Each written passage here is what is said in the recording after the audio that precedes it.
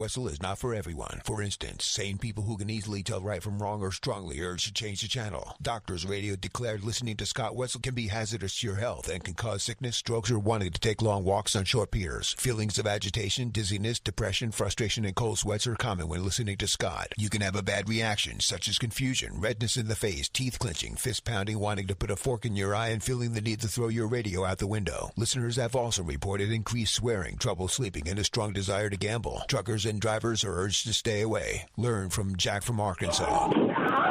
As for women, don't even think about it. Oh no, my nipples clearly got erect. You've been warned. Now, here's your host, Scott Wetzel.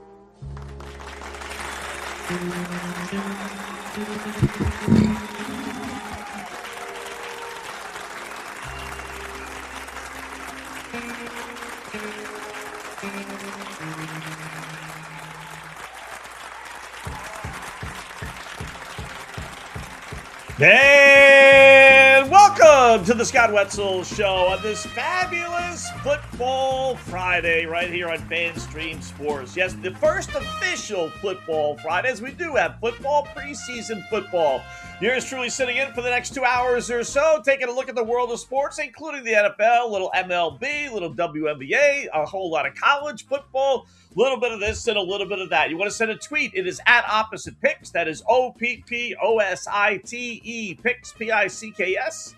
Email me, go to the website, oppositepicks.com, hit the contact Scott icon and fire away, or swoppositepicks@yahoo.com. Little YouTube chat as well, up and running on our Scott Wetzel YouTube channel. Logging on, feel free, hit that like and subscribe button, and we can converse back and forth as the guys like to do throughout the program, which is always a beautiful thing.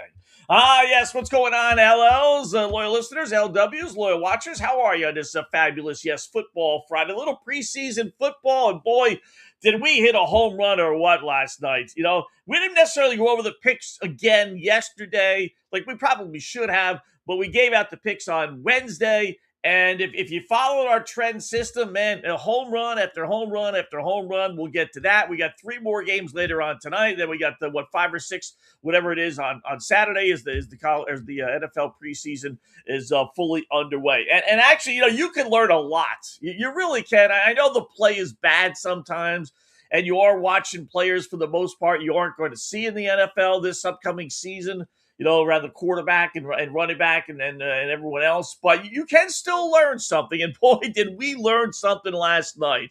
We got the absolute lock of the decade coming up here in the next few moments, because there is just no way this is not going to happen after watching last night's play. So we got Red Sox winning again, preseason, little review and preview for tonight's game. Beating the boys in Vegas in the NFL.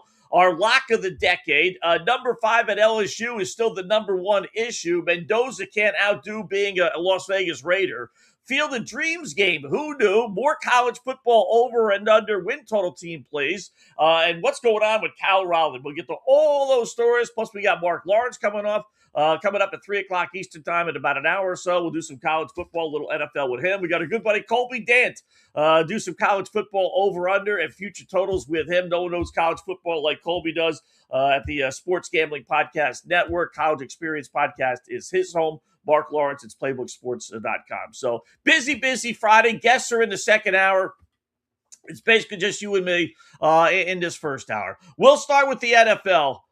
Because last night we had a number of games, and we gave these out on Wednesday, you know, because we didn't know what was going to go on yesterday. So I hope you cashed in. But we gave you a bunch of trends that we said we were going to play religiously. Let's give it a try, right? And it meant a whole lot of plays, but that's okay. We'll take the risk. So we started off with the over-unders, and we told you the magic number was 37. If the number is 37 or lower, then you bet over in the game. And if it's 37.5 or higher, then you bet the under in the game. So you got to crisscross, right? So obviously we had 6 games last night, and it had to work out, or 5 games, whatever it was. So all the numbers ended up in a half a point. It's rare these days, every once in a while, but it's rare that you get a whole number. It's generally 37.5, 38.5, 40.5, whatever. They always attack a half a point on there. So, all right, so let's go with, the overs. We'll start there. How many games Scott had under 37.5 or under 37? Not that many, just one, as a matter of fact. Houston and the Chargers, a tick under. It was 36.5. Game ends up 27-7, so that does go under, so that would be a loser in our little thing here, right? So that's 0-1. We had 5, though, games that were over 37.5, which meant we were betting the under. Let's see how well those turned out. Detroit and Cincinnati, 37.5. Cincy wins 16-14, under hits, winner. Green Bay, Pittsburgh, 39.5. Pittsburgh wins 28-9, under hits, winner. Indianapolis, New England, 37.5. That means betted under. End up being 13-13, winner. Tennessee, 39.5 against San Francisco. Titans end up winning 19-13. Under hits again. Winner. The only one that lost on the underside was Arizona and Las Vegas. Barely. Just barely. When we gave the number, and some of these numbers may have changed a little bit, but 39.5 was it on Wednesday when we looked. Ends up being 24-17, so that one did go over. So we went 4-1 with the unders, 0-1 with the overs. 6 games, we went 4-2. Not bad. I'll take that. Beats 3-3, that's for sure. Certainly beats 2-4. So you want to give me a 4-2 every 6-pack I buy? I'll definitely take that. Then we had the underdog one, where I told you there were 2 trends. If you're an underdog from 1 to 3 points in the preseason over the last decade, you've covered 60% of the time, which is a pretty good clip since 2015. Road underdogs of 2.5 points or less, not 3, but 2.5 or less, covered at a similar rate, 75 and 38 against the spread the last 10 years. Those are 2 pretty solid trends, right? Anytime you get a number that's 60% or better, that's as good as it's realistically going to get. So, all right, so we were going to follow those religiously. So let's go with trend number 1, underdogs. Any underdog, home or away, from 1 to 3 points. We had 3 last night. Pittsburgh getting 1.5 against Green Bay, winner outright. New England getting 2.5 against Indianapolis. Remember, that ended up in a 13 all-tie. We'll take that winner. And then we had San Fran +3, which is really, that was one where, as I'll tell you here, we kind of bet against ourselves. So San Fran +3, that was a loser. They lose by 6. So the number 1 trend, in our 1-2 order, is Pittsburgh and New England winning, San Fran losing. So we ended up, we're really winning. So we ended up 2-1. The ones that were road dogs or less, that was number 1, right? Then the road dogs or less of 2.5 points ended up having 2 plays. Chargers getting 1.5 against Houston, winner.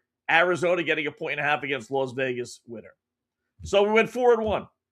And then we told you some coaches and some teams that we're always going to play on and play against. One of them was Tennessee, which again, kind of contradicts our San Francisco. So they both kind of wipe each other out. But Salah, when we do with the New York Jets, as bad as they were, he was terrific in the preseason, going 10-2-1. So we told you we're always going to bet on him. So you should have bet on him from that standpoint. So that was a winner. That was the only one on that. Play against, we don't have any, or at least we didn't yesterday. So if you add it all up, we'll delete the Tennessee and the San Fran. No sense betting that and then losing the big, right? So realistically, on the teams and the underdogs, we ended up going 4-0. Not bad. You couple that with and then what I tell you, one of my absolute favorite plays in a preseason is week number 1, you play on the teams that played in the Hall of Fame game because they're one step ahead of all the other teams. So when they play last night, Arizona and the Raiders are just kind of getting their, feeling the ropes here.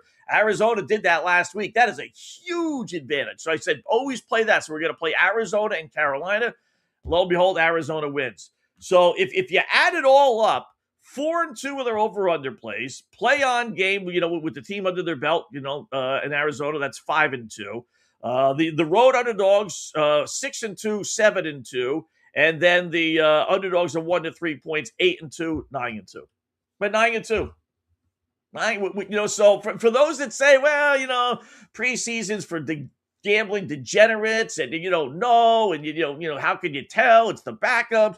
You can tell if you do your homework, like anything when it comes to gambling or anything else. if you do your homework, you could find some trends. You have to make sense of them. You just can't arbitrarily say, okay, I'm going to bet a team because the trend says so. If the coaches are different, the players are different, the GMs are different. If it wins, it's just luck. It's not because of a solid trend. You look for trends. You look for head coaches who have shown a history of caring about the preseason, not caring about the preseason, and you just try and follow those where the trend makes sense. If you're going to bet against Dan Quinn, like we'll talk about here in a little while, you're going to follow Dan Quinn's career, whether it's with Atlanta or Washington. He just doesn't care about the preseason. Simple as that. 17-1 against the spread. So it's not a Washington thing where the coaches have changed. It's a Dan Quinn thing. The only one that is we're going to continue to bet against Dallas because that's a Jerry Jones thing. And Dallas 7-24 straight up, no matter who the head coach has been. They just don't care about the preseason, and I'm guessing that's coming from the top. So what was it? 8-2, 9-2, 9-2 last night. Not bad, not bad at all.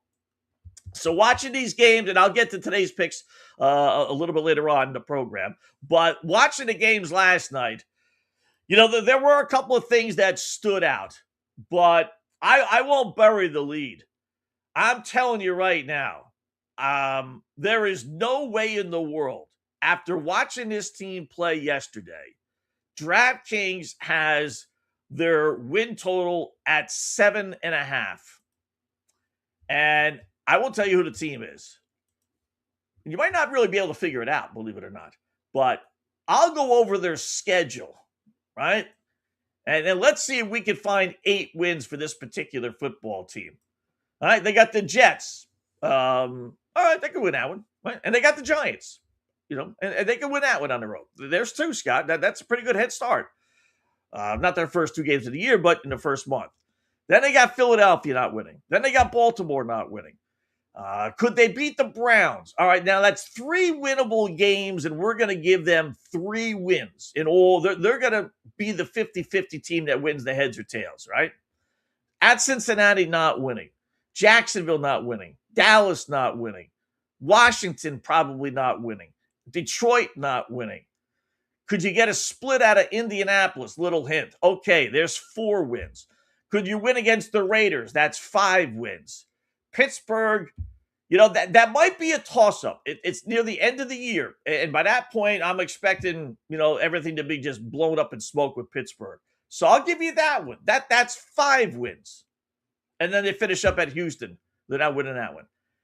Best case scenario, they're getting 5 wins. And the team I'm talking about are the Tennessee Titans, or is the Tennessee Titans. I'm telling you, and I'm a Cam Ward guy. I wanted the Dolphins, as a Dolphin fan, to empty out their draft lotto and go ahead, take 5 first-round picks. I don't care. This guy's going to be great. He was terrific. Everywhere he was in college, including where he finished up in Miami. I thought he was going to be the be-all, end-all, and I still think he can be good. I'm not, throwing him out with the dirty dishwater. But, man, he was awful last year, and I was willing to write that off. Like Bryce Young, I jumped off the band, and I was never on the band. I didn't like Bryce Young coming out of college. I thought he was too small. Same thing with Tua Tags, right? I want nothing to do with mostly Alabama quarterbacks. So I jumped off that bandwagon quickly. I'm not necessarily jumping it off right now with Cam, and I thought he would be good. He sucks. Oh, and then they hired a defensive head coach in Salah. He's a defensive guy. The face of the franchise is your quarterback. Not only did you hire a defensive guy as the head coach, you hired a young guy, relatively speaking. So, he doesn't know what the fudge he's doing. And the face of the franchise is clueless. This team is just awful last night. Now, they won the game, but not because of Cam Ward. He looked lost. He didn't make – if what we saw last night, and I'm willing to bet on that, is what we're going to get this year, he didn't make any progress from last season. None whatsoever. You can make the case he looked worse than what he ever looked last season.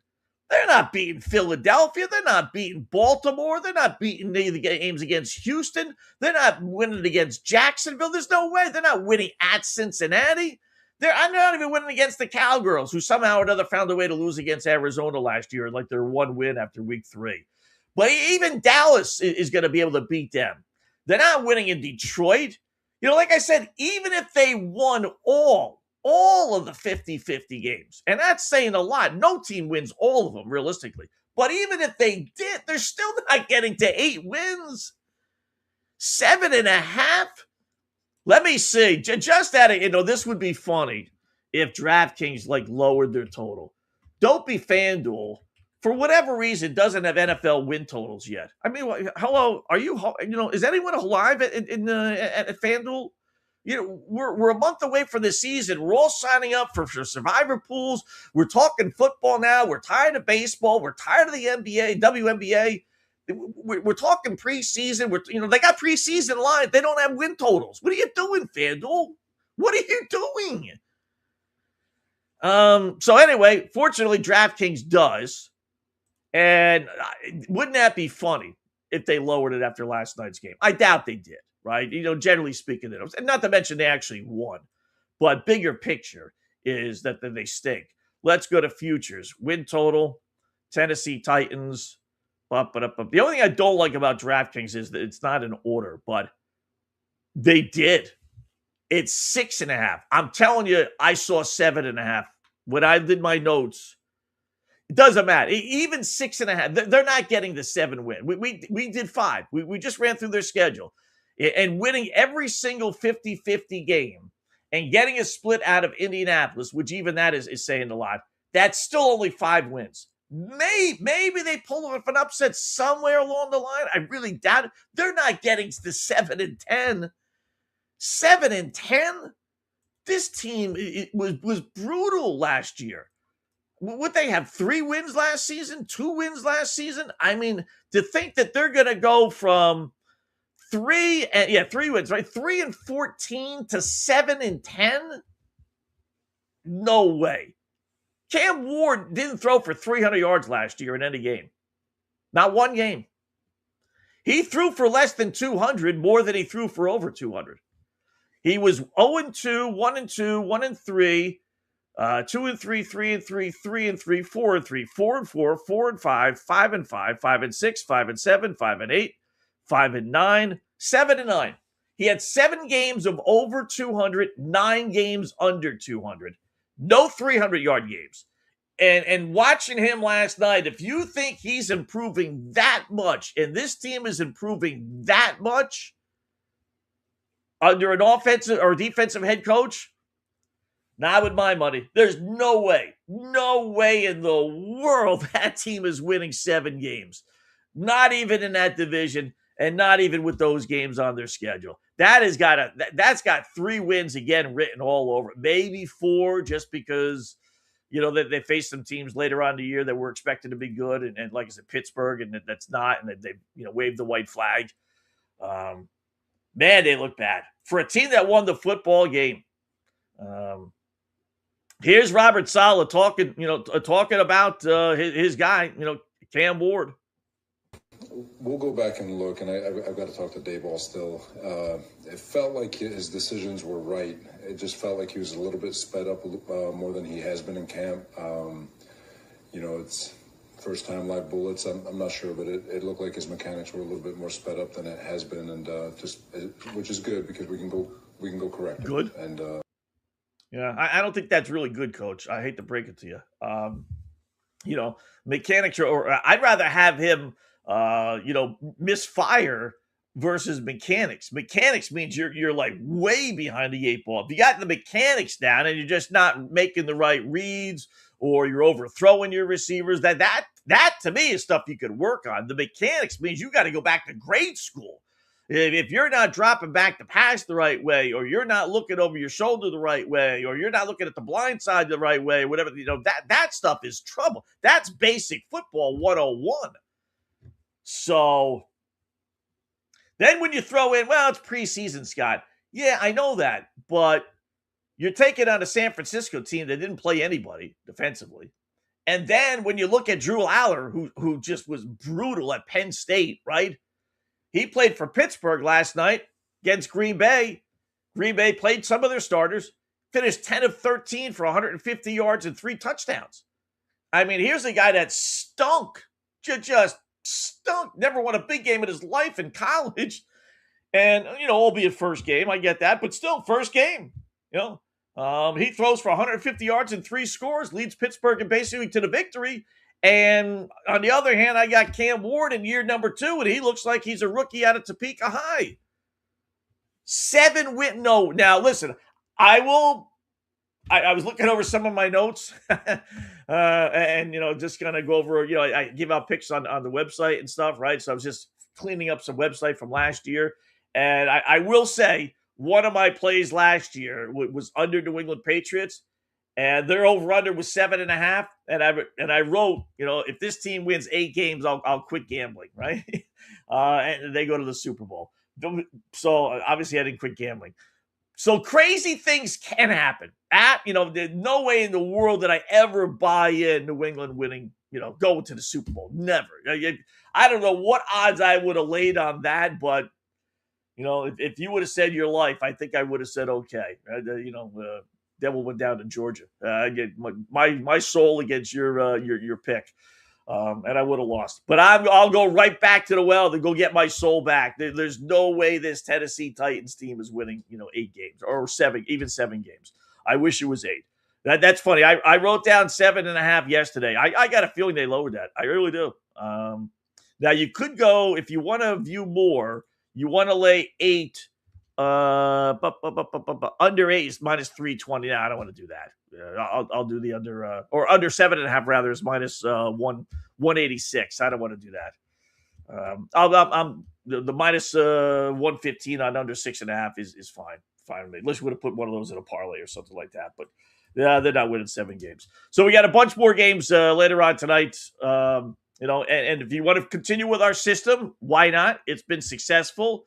You have some games this evening that work out. As far as the over-unders, right? We'll start there again. You have 2 overs and 3 unders. I'll update the lines here because I did my work on this Wednesday. And let's see. We'll use FanDuel's lines. All right, Denver and Atlanta is 41.5. Jets is 35.5. Dolphins is 36.5. So they all kind of fall in line. Nothing really changes with them, right? No. So, all right. So for tonight, you got 2 overs. You got the Tampa Bay. Remember, if it's 37 or lower, then you bet the over. So 36.5, 35.5 with both these games. So you bet over in the Jet Tampa Bay game, and you bet over in the Miami Washington game. The underplays for tonight would be the other one, the Denver Atlanta one. That's over 37.5. So you bet the under on that. And again, we'll see how well that works out. Carolina and Buffalo is tomorrow. If you want to make note of those things. Same thing with the Rams. The underdogs and road dogs of 2.5 points or less would be Carolina and the Rams. Grab them plus the points. Just underdogs, home or away from 1 to 3 points. You grab them all. Giants, Baltimore, Jacksonville. Tampa Bay was on the list, but that's up to 6. So we're not going to play that one. Tampa Bay is playing nobody, and their backup quarterback got hurt. So now they're down to their 3rd and 4th string quarterback. So they're really a stay away. Washington was on the list at 2.5, but that lines up to 3.5, so you can't use them. So really you only have Chicago, Jacksonville, Giants, and Baltimore as your 3-point dogs or less that you can play on. Play against, though, you do have the anti-Dan Quinn thing. Dolphins laying 3.5.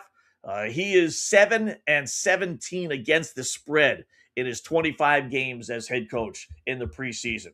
So, and then the Dolphins got a rookie head coach, so that's a double whammy. We look for the rookie head coaches who want to bring in the winning attitude, install winning attitude. Not to mention it's his first game, also. So that's a positive. So that you would bet the Dolphins with that being albeit 3.5. Dallas, I told you the numbers. You're betting Seattle tonight, laying 3, or tomorrow, laying 3.5 or so. Dallas 7-24 in the preseason, 9-21-1 against the spread, And then you got to lay the wood. If you want to bet it, there's a reason why the Jets are up to 6.5. I told you the news about the quarterback, which I'll get into here in a little bit more.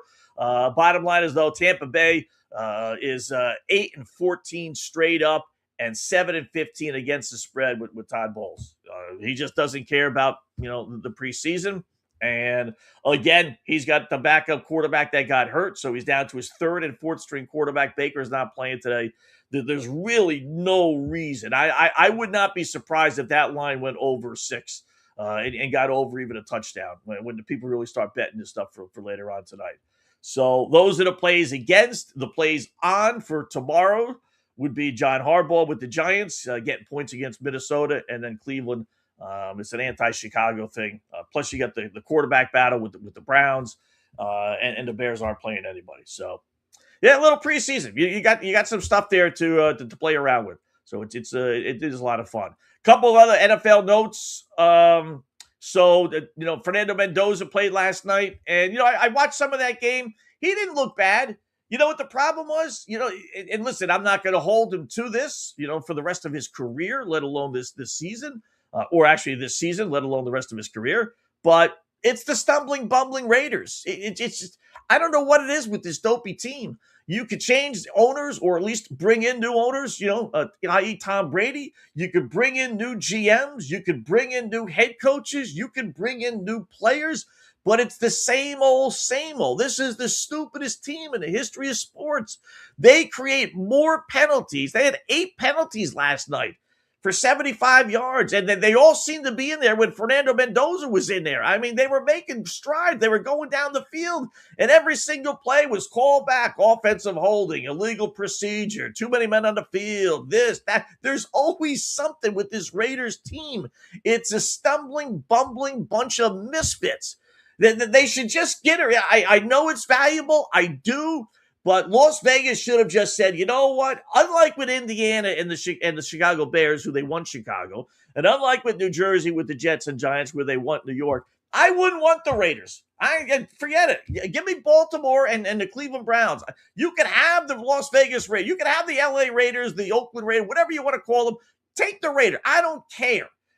I want to get rid of that stench that is the Raiders over the last 30 years.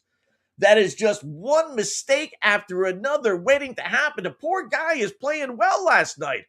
And every good play was called back. He was 10 of 16. And then I'll give him a lot of credit. Afterwards, he was talking, they asked him, how well you thought you did and everything. He finished 10 of 16 for 97 yards, no interceptions, touchdown pass, sacked only one time. And, his thing was, I let the team down.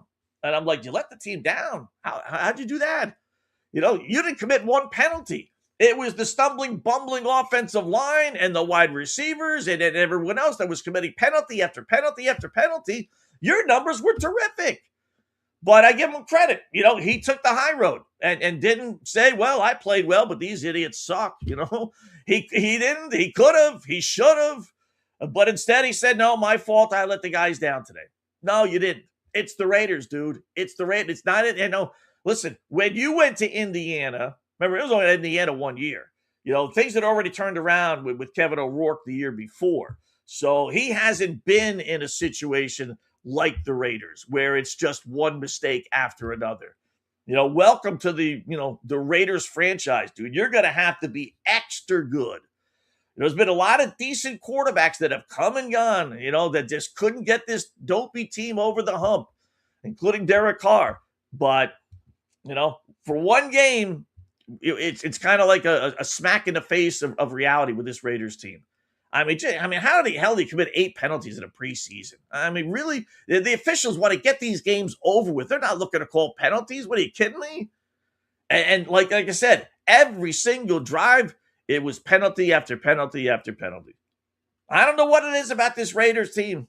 I don't know, but I'm telling you, it was something else last night. It really was. So, no Aaron Rodgers. We didn't think he was going to play for Pittsburgh. No one realistically thought that. Steelers played well, though. Like I said, Aller played well. Bungles, ended up winning, not covering. And they did play their starters, including,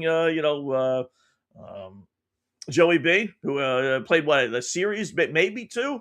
Finished 5 of 6 for 39 yards. They played a bunch of quarterbacks, including Joe Flacco. So, that was kind of a stay away game from us. Nothing really crazy. Patriots and Colts. The Colts getting a little bit of heat for kicking a field goal in the final minute, but it was a 61-yard field goal. I have no problem with that. Forcing a tie. There are no overtimes in preseason.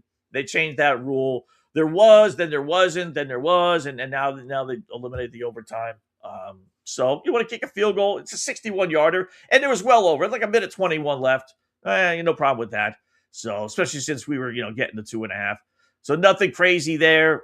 Drake May did not play.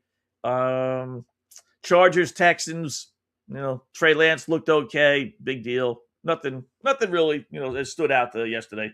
So today we got 3 more games, including that first one there with Denver and Atlanta. So here's the lowdown.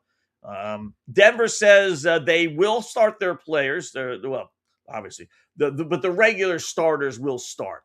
No matter who is starting, it's still a starter, right? But the regulars will start, but no Bo Nix.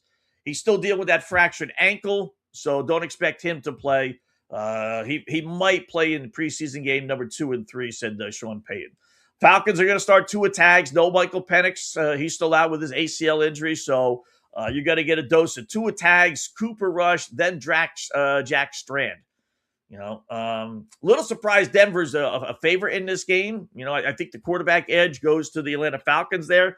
I'll be curious to see what Tua does.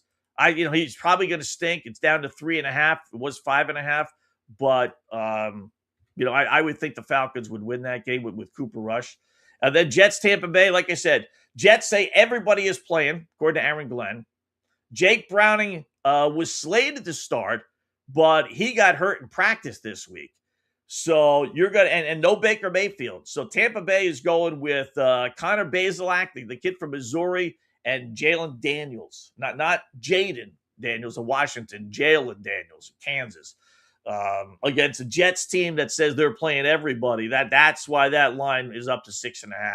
Now, I don't think it'd get ugly because Aaron Glenn loves, Tampa Bay's head coach Todd Bowles. He was here when Glenn was playing. But they should have enough to cover the 6.5-point spread. And then our Dolphins and Redskin Potatoes, they did scrimmage this week, which sometimes takes a little, oomph off of it. Malik Willis is expected to start for the Dolphins. Hafley, the head coach there, says, the regulars should play some. How much is some? Who knows? And basically, Washington is sitting everyone, as we told you, the philosophy with Dan Quinn. So you have a situation last night with Tennessee laying 3.5 on the road. They won and covered. God-awful team. And you got the same thing tonight with Miami on the road, laying 3.5.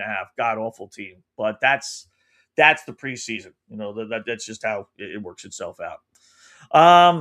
Couple little things here, baseball-wise. Not that I didn't know we had, the Field of Dreams game, but I'm surprised I didn't bring this up yesterday. What idiot decided to have the Field of Dreams game last night? We'll get to that. We got Roger Clemens in the news. We'll get to that. We'll take a peek at Cal Raleigh, believe it or not. And then we got some college football notes to get to as well with this number 5 at LSU situation growing a life of its own. It really is. So a lot to get to, including our picks for later on tonight. We'll review the picks that we gave out last night. We like it's a college football over-unders as well. And pretty funny WNBA news notes to get to. So first hour continues along right here on the Scott Wetzel Show on FanStream Sports.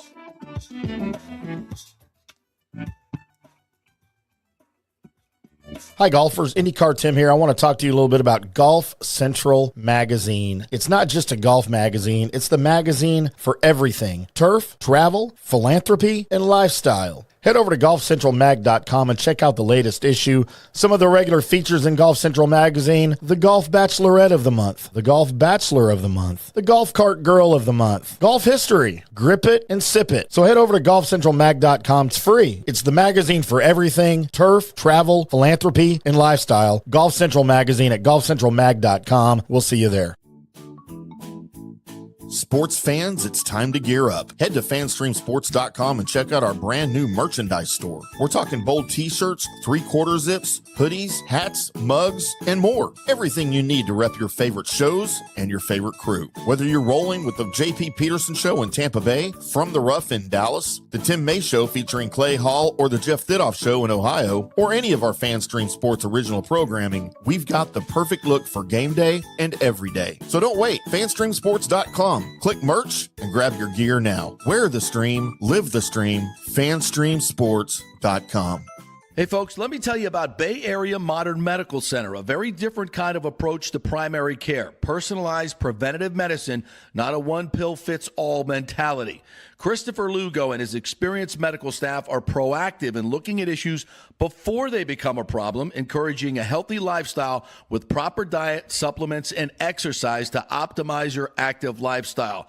Rather than the impersonal, rushed approach, you will be the only patient and will have our full attention. That's new. Getting old is inevitable, but feeling and looking old is avoidable. Bay Area Modern Medical Centers are experts in anti-aging regenerative medicine that optimizes your body's performance in many areas. So call for an appointment to get started on a journey back to full health and a happy life with a new, modern way of healthcare. Call 844-977-3477 or go to BAMMC.com. That's 844-977-3477 or BAMMC.com. Today's show is brought to you by Tomstown, a premier craft distillery based in Kansas City, Missouri. Discover their award-winning lineup, including double oaked bourbon, botanical gin, and double grain vodka, named the best craft vodka by the readers of USA Today. Available for online delivery in 40 states. Visit toms-town.com or their Kansas City distillery to explore more. Elevate your game with Tomstown, where history meets innovation.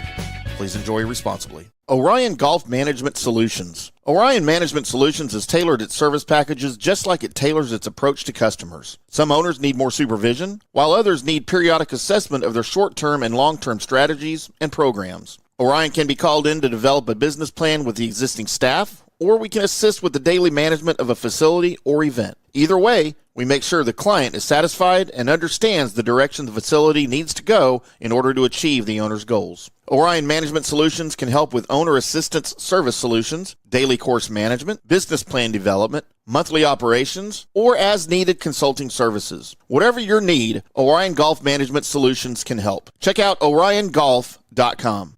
Let's go! Right now, back to the show on FanStream Sports.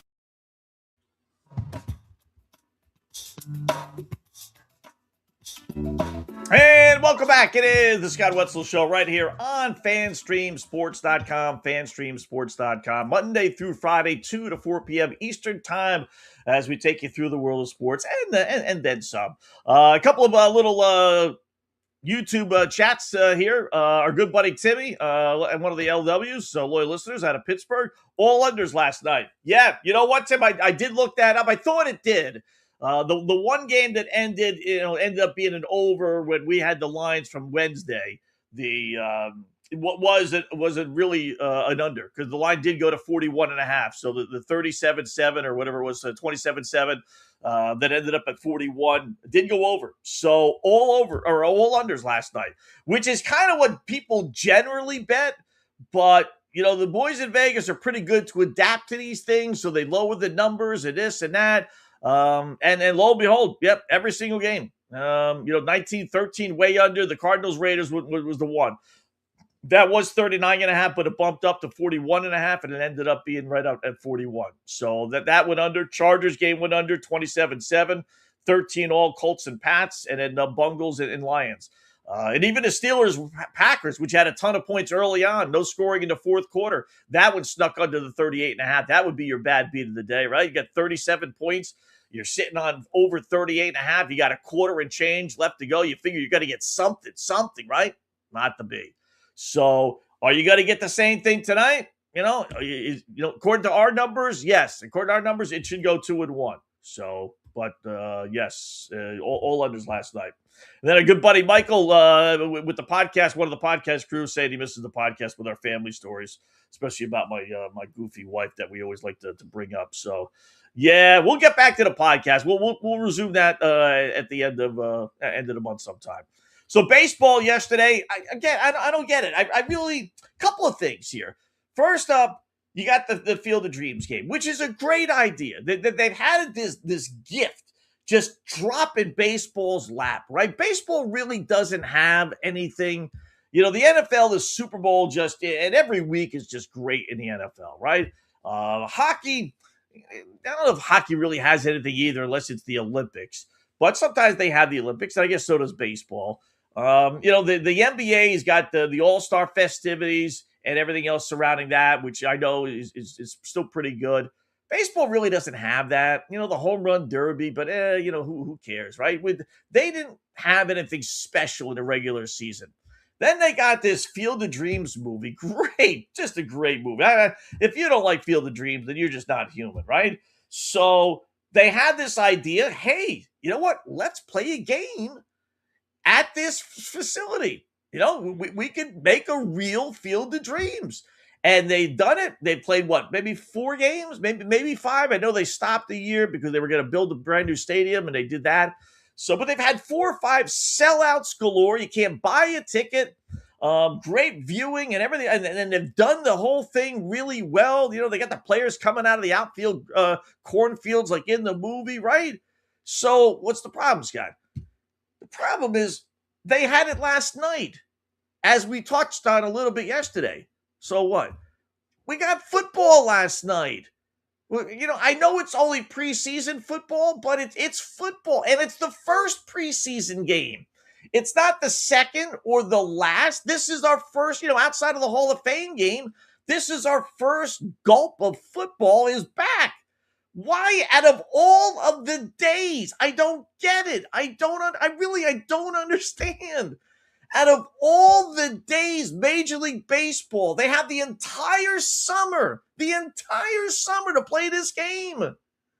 And they're going to pick the day that football returns, knowing how big football is?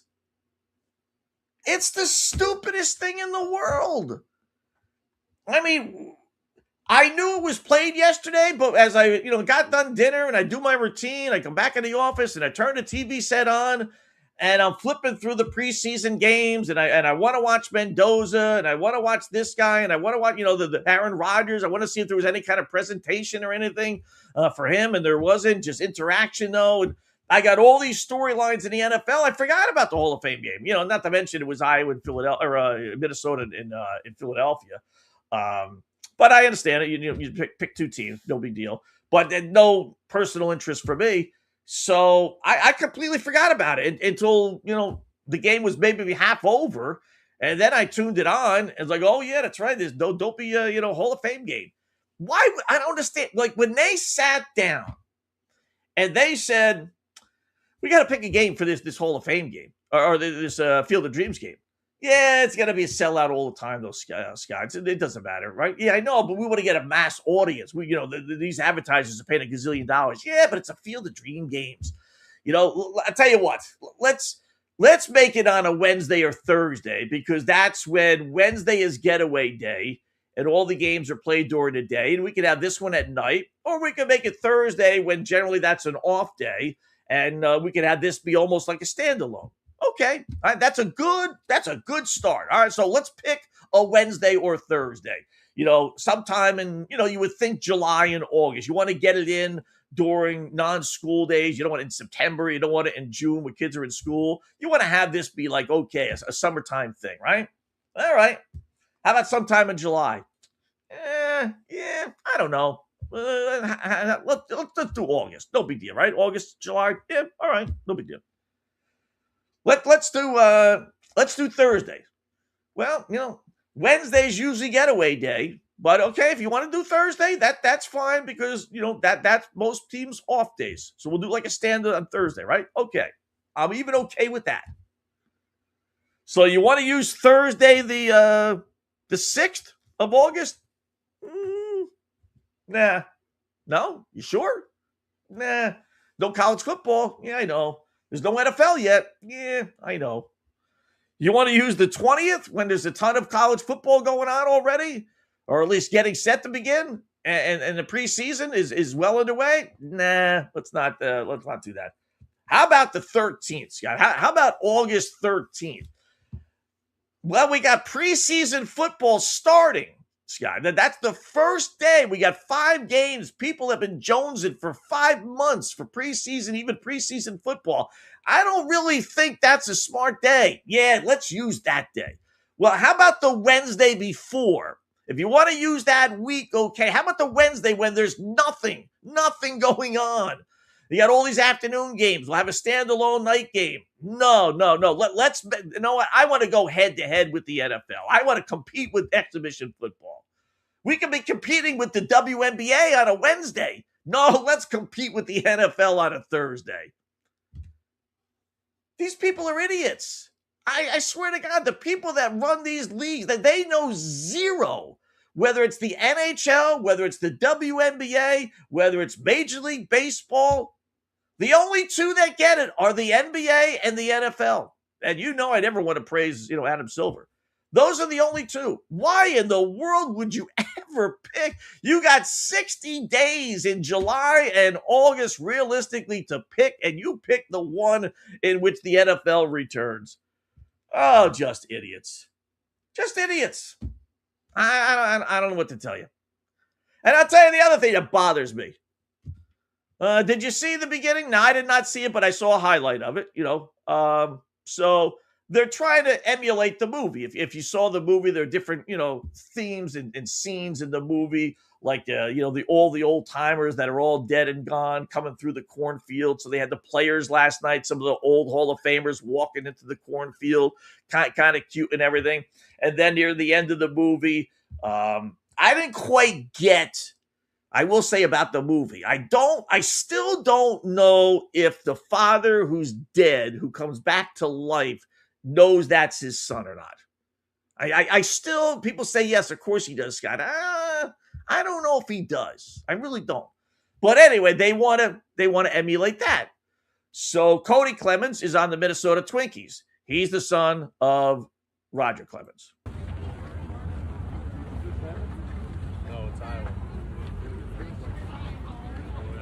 Is this heaven? No, it's Iowa. And then they go back. And as in the movie, they have a little catch there, right? All right, that's cute. No one's really, I will say, no one's paying attention, right? There's enough people mingling on the side, but all right, so they have the catch. All right, so what's the problem, Scott? Why does everything have to bother you? I don't know. I think it comes with being married. Everything bothers me. What did I miss? What do you mean? Since when has Roger Clemens been back in the good graces of baseball? What did I miss? This guy went to court. He lied in court. Why he didn't get his ass thrown in jail, I don't know. But, he threw his best friend, Andy Pettit, under the bus. He was as much a villain in the steroid era as Alex Rodriguez and Barry Bonds.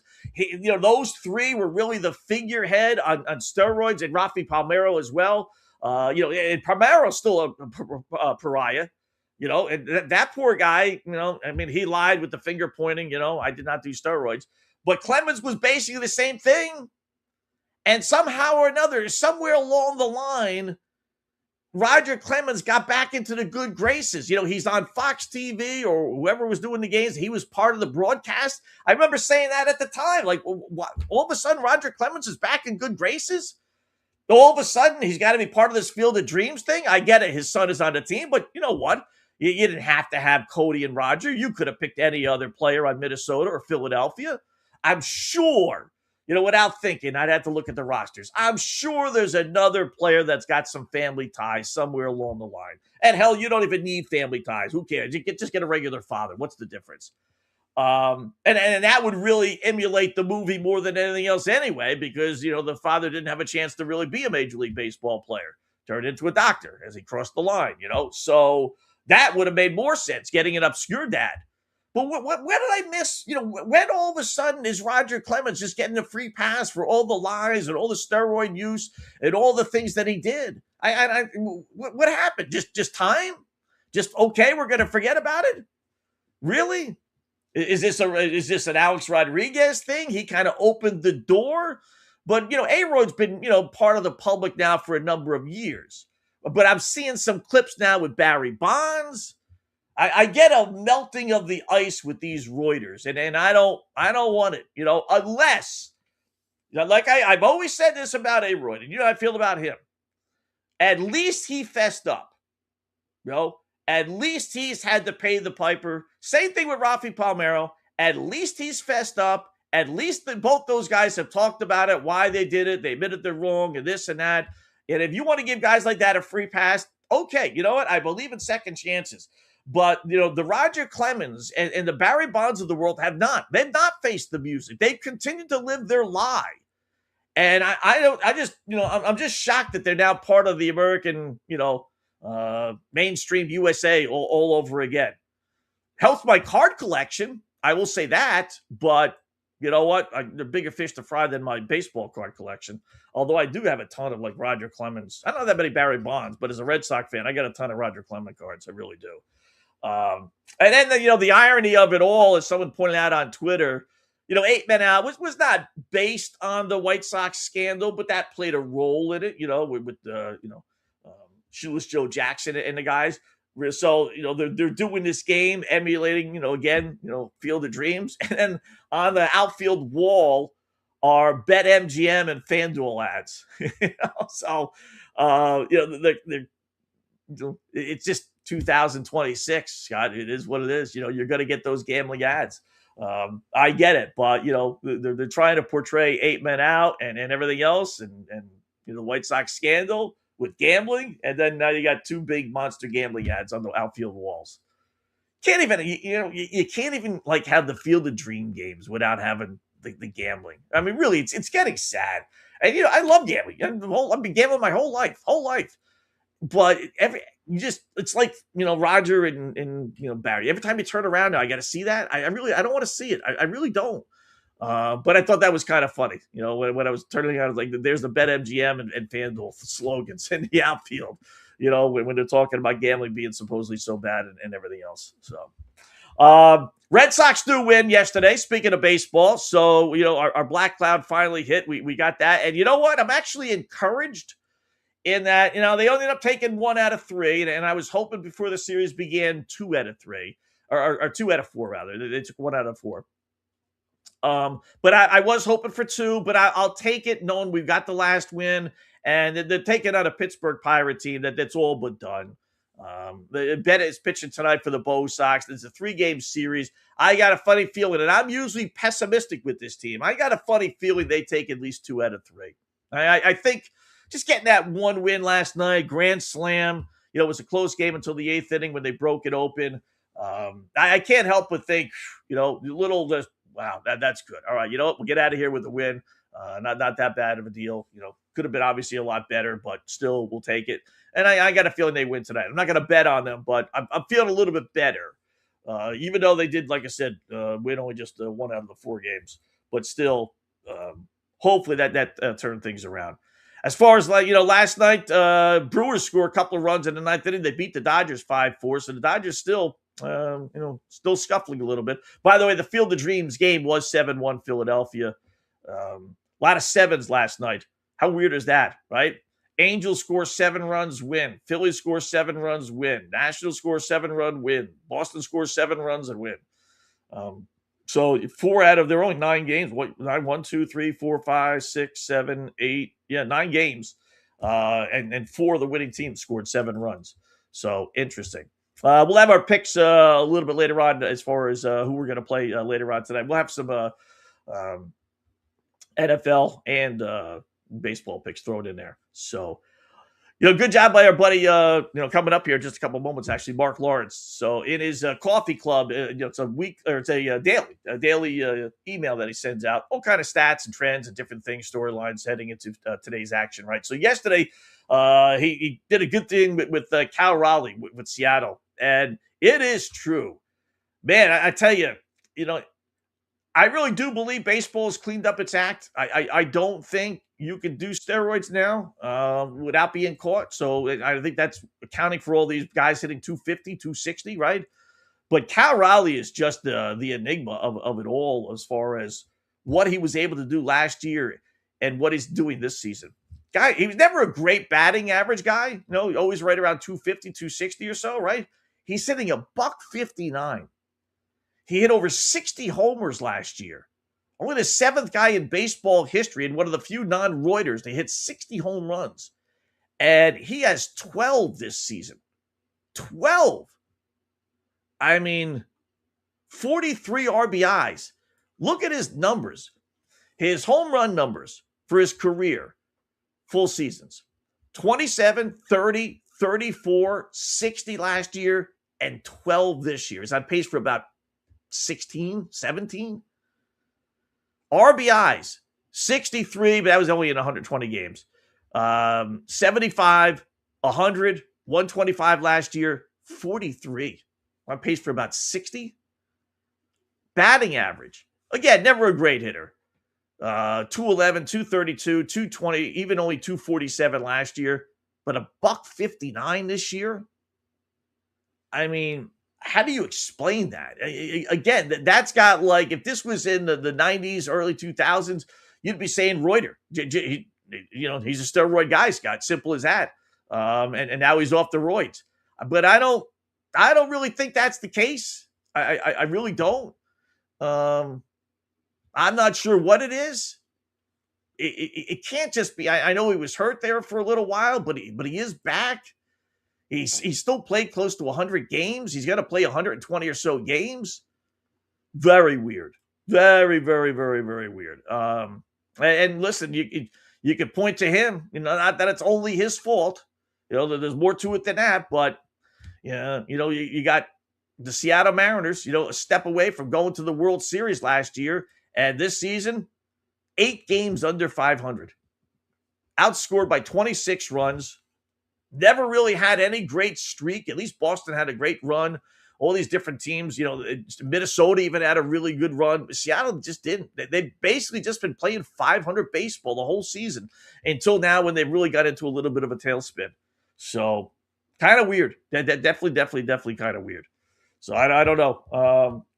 30 home runs a year, and now he's on pace for 15, 16. He's 29 years old. It's not like he's old. Had the oblique injury, like I said, but man, that's got to be. I'd like to talk to somebody in Seattle and see, because they loved him so much last year. He had a phenomenal year, right? I wonder, how the Seattle fan is treating him now. I wonder, are they booing him? Any other city, if this was New York or Boston, Philadelphia, Chicago, they'd be booing him by now. They really would. So. All right, quick little break. Still a lot to get to, including some college football news and the Jaden Daniels flack with the number 5, which is just goofy. We got some more college football over-unders. We've been releasing a few of these every single day. We got 7 more today. Some WNBA news and a little lesson on how nobody beats the boys in Vegas. All coming up hour number 2 of the Scott Wetzel Show right here on FanStream Sports.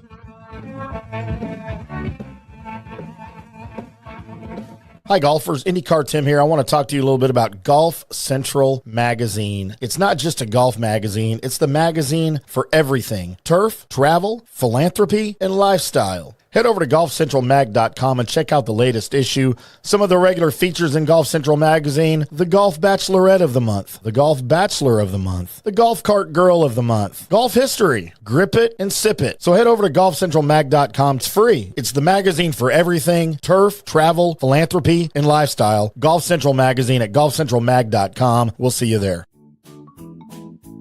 Sports fans, it's time to gear up. Head to fanstreamsports.com and check out our brand new merchandise store. We're talking bold t-shirts, 3/4 zips, hoodies, hats, mugs, and more. Everything you need to rep your favorite shows and your favorite crew. Whether you're rolling with the J.P. Peterson Show in Tampa Bay, From the Rough in Dallas, the Tim May Show featuring Clay Hall, or the Jeff Thidoff Show in Ohio, or any of our FanStream Sports original programming, we've got the perfect look for game day and every day. So don't wait. fanstreamsports.com. Click merch and grab your gear now. Wear the stream, live the stream, fanstreamsports.com.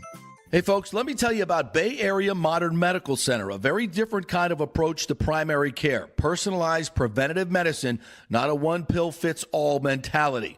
Christopher Lugo and his experienced medical staff are proactive in looking at issues before they become a problem, encouraging a healthy lifestyle with proper diet, supplements, and exercise to optimize your active lifestyle. Rather than the impersonal, rushed approach, you will be the only patient and will have our full attention. That's new. Getting old is inevitable, but feeling and looking old is avoidable. Bay Area Modern Medical Centers are experts in anti-aging regenerative medicine that optimizes your body's performance in many areas. So call for an appointment to get started on a journey back to full health and a happy life with a new, modern way of healthcare. Call 844-977-3477 or go to BAMMC.com. That's 844-977-3477 or BAMMC.com. Today's show is brought to you by Tomstown, a premier craft distillery based in Kansas City, Missouri. Discover their award-winning lineup, including double oaked bourbon, botanical gin, and double grain vodka, named the best craft vodka by the readers of USA Today. Available for online delivery in 40 states. Visit toms-town.com or their Kansas City distillery to explore more. Elevate your game with Tomstown, where history meets innovation. Please enjoy responsibly. Orion Golf Management Solutions. Orion Management Solutions has tailored its service packages just like it tailors its approach to customers. Some owners need more supervision, while others need periodic assessment of their short-term and long-term strategies and programs. Orion can be called in to develop a business plan with the existing staff, or we can assist with the daily management of a facility or event. Either way, we make sure the client is satisfied and understands the direction the facility needs to go in order to achieve the owner's goals. Orion Management Solutions can help with owner assistance service solutions, daily course management, business plan development, monthly operations, or as-needed consulting services. Whatever your need, Orion Golf Management Solutions can help. Check out oriongolf.com. Let's go. Right now, back to the show on FanStream Sports.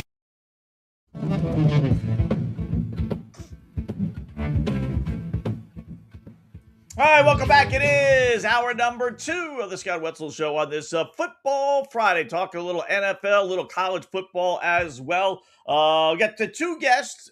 Colby, if you're watching and listening, if you hear me, you're at 3:30. So we got 2 guests on the line. Yeah, you had emailed me 3:30, right? So no problem, not a problem. We got our good buddy Marc Lawrence, though, joining us here. Playbooksports.com, playbooksports.com. What's going on, Mark? How are you this Football Friday? Go ahead, Scott. Yeah, I mean, I was just going over, before you came on the Coffee Club yesterday. You pointed out some great numbers on Mariners catcher Cal Raleigh. By the way, Coffee Club, great little email that you should sign up for, nice and easy over at playbooksports.com.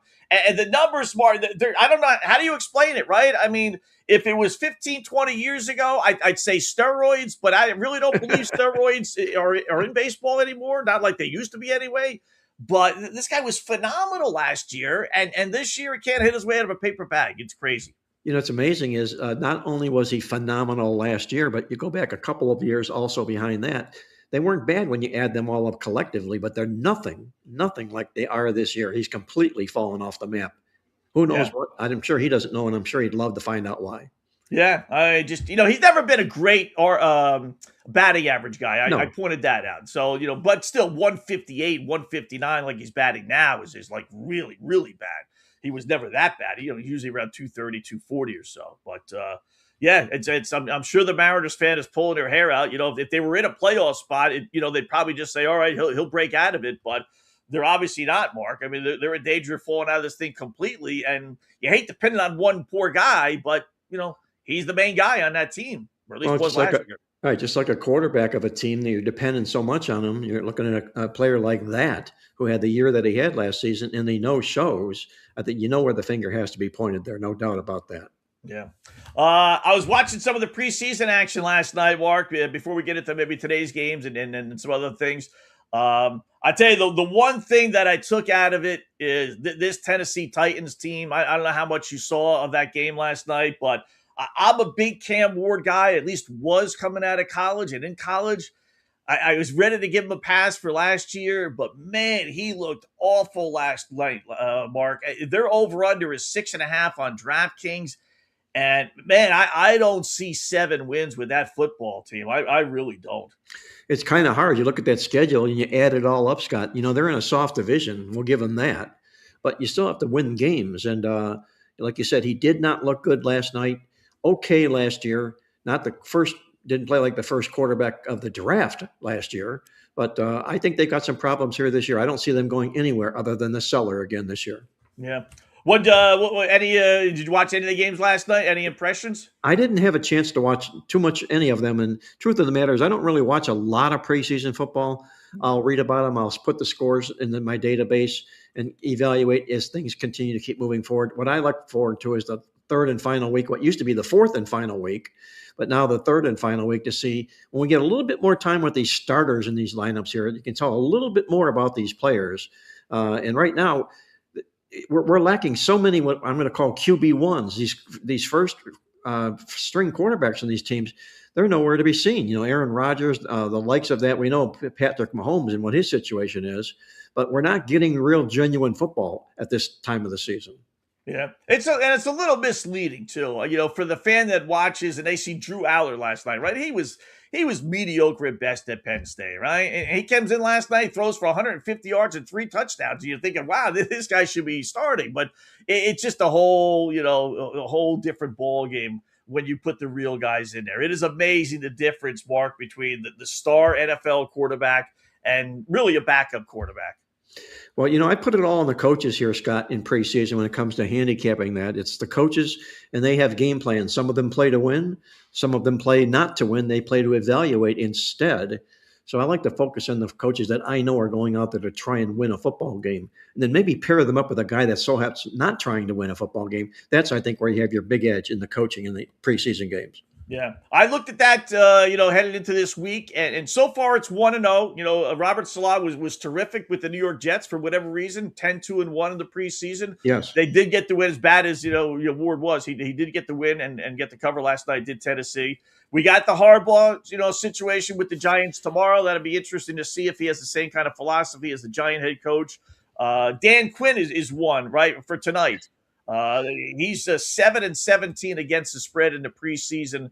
So I don't think he's going to be taking this one too seriously in one of the games this evening. No, in fact, I reevaluated the players and the coaches in our preseason edition of the playbook is out this week. It's like 24 pages of just really, really good deep down football information. And we put Quinn into the quarterback coaches, and we actually found him to be 7-20 straight up and 6-21 to the spread. He's one of the worst coaches when it comes to the preseason. He flat out doesn't care if he wins or loses. Yeah. Tell you one of my favorite preseason ones, you can only have 2 games, but it hit last night, so I'll brag about it. And that is, I like playing, Mark, on the teams that played in the Hall of Fame game, next game, because they got 1 game under their belt that puts them so far in my world ahead of the team they're playing in week preseason number 1. That to me is a huge advantage. Arizona played well again last night. That they win and cover, obviously, against the Raiders. And then Carolina's basically pick them, maybe getting 1.5 or so tomorrow against Buffalo. What are your thoughts on that? Yeah, we're going to find out about Carolina a lot tonight, Scott. And when I say that, yes, they do fall under that a game under their belt thought or theory in the preseason, which really, really means a lot. And what you're saying is really true. But Canales has really struggled in the preseason. That was his first win and cover in the preseason as a head coach. Or I should say he was 1-5 and 0-6 to the spread going into the preseason Hall of Fame game. So he's never been much about that. Now, if he comes out with a win and a cover here, we have to look at him entirely differently. And maybe we do so because his football team is all about making the playoffs last year and this year. Mm-hmm. When do you put your futures in? Do you wait till the end of the preseason? Do you wait to see something starting quarterback battles are settled? Or do you say, nope, you know what, I like this team or I don't like this team, I'm going to bet it now versus rather than later? Well, the truth of the matter is that on future bets, I'm really playing those early, and I'm basically playing them on either strength of schedules. I'm playing them on teams that were plus to the turnovers and minus to the turnovers last year, because what goes up usually comes down in the National Football League and vice versa. If you had a lot of turnovers last year, you come back the next year. That's going to be the Jets, by the way, this year. They will improve just by that statistic. Whether it'll be enough to get him out of the cellar remains to be seen. But we'll see what Chicago Bears do this season. They led the National Football League in giveaway takeaways last year. And it only tells me one thing, that look for them to come backwards this season. If they come backwards, that's going to make a wide open NFC North battle. Yeah. How weird would it be if I don't know if you're following this at all, but there's serious consideration on them going to Indiana and still being the Chicago Bears, apparently. But, it's, the old age-old thing. It's, build me a new stadium, and these cities and states, are turning some teams down, and now they're threatening to move to nearby Indiana. How crazy would that be? It would be crazy. I went through it in Cleveland with the Cavaliers. Yep. When Nick Maletti owned the team, and he took them from Cleveland to Richfield, Ohio, which is a trek. I remember the first game I went to, that opening night in Richfield, and it was a snowstorm. I felt like Admiral Perry driving through a snowstorm to get to the new Coliseum. It was really, really difficult. It didn't last long. They only played there 4 or 5 years, and they went back to Cleveland because the fans support them. The fans want them. And I think they'll make a mistake if they go out of state. If they stay in state and maybe go an hour or so out of Chicago, I think the fans could live with that. But don't go to Indiana. I know it's a tri-state area there, and they're really close to it. But don't go to Indiana. How can you call them the Chicago Bears when they play football in Indiana? Come on. Yeah. I mean, we got it here in New York and New Jersey, but with the New York Giants and New York Jets. But it's people still think they're in New York, and they're not. Even the headquarters, their offices, all in Jersey. It is, but. That moniker New York is so big. Sure. Speaking of the Browns, so where are they going? Is it going to be Deshaun Watson? It seems like more and more Watson's going to be the starting guy over Shedeur Sanders and Dylan Gabriel. I think he has to be. Scott. Number one, if he's healthy, I don't think there's a question. They have all this money invested in him. They have to try and see a return if one's returnable there. And he claims he's healthy. And if he is, he's really poured his heart and soul back into Cleveland here. He's moved his family to Cleveland. They love it in Cleveland. And if he does that and continues to say and do the right things, the fans can wrap their arms around him. If they do, he is the better quarterback. Obviously, if he's healthy or not. Shedeur Sanders will be a nice backup. But they're not going to go anywhere with Shedeur Sanders here. He's very limited. I mean, he can look good at times, but he can also hold the ball way too long, and that only leads to sacks. So I think you're going to see Deshaun Watson open the season up for the Browns. So what do they do, Mark? It kind of reminds me of the Sam Darnold situation in Minnesota a couple of years ago, right? They bring him in, 1-year contract, wins the starting quarterback battle, does well, takes them to the playoffs, right? Let's say the same thing happens with the Browns, and he comes in, he goes back to being the old Deshaun Watson. I mean, do you give him, after all the money that they've given him for basically nothing, and he has one really good year this year, we'll say, do you again give him a 3-year, 4-year, $200 million contract like these quarterbacks are getting these days and go right back to that same, well? Well, I think a lot of that will depend upon where they are in the schedule and at what point he stinks to join up. They don't have their bye week. I'm looking here in our magazine here until November 22nd. So if he's playing poorly, they can't wait that long. So you might see him pulled after 6 weeks if he doesn't really, really perform. But I think they'll give him that first good 6 weeks to see whether or not he is worth the investment they made.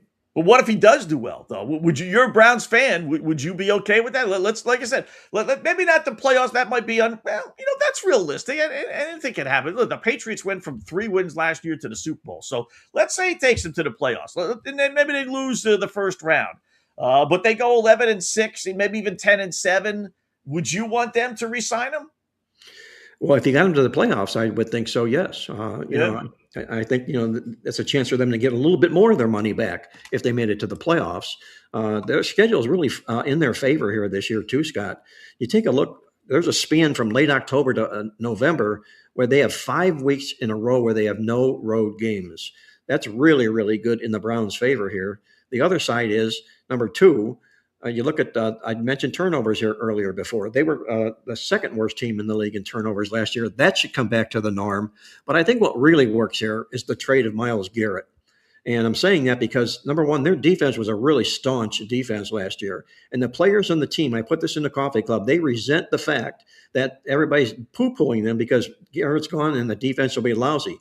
The defense will not be lousy. Jared Verse, the defensive end they picked up from the Rams, is terrific. He was defensive rookie of the year.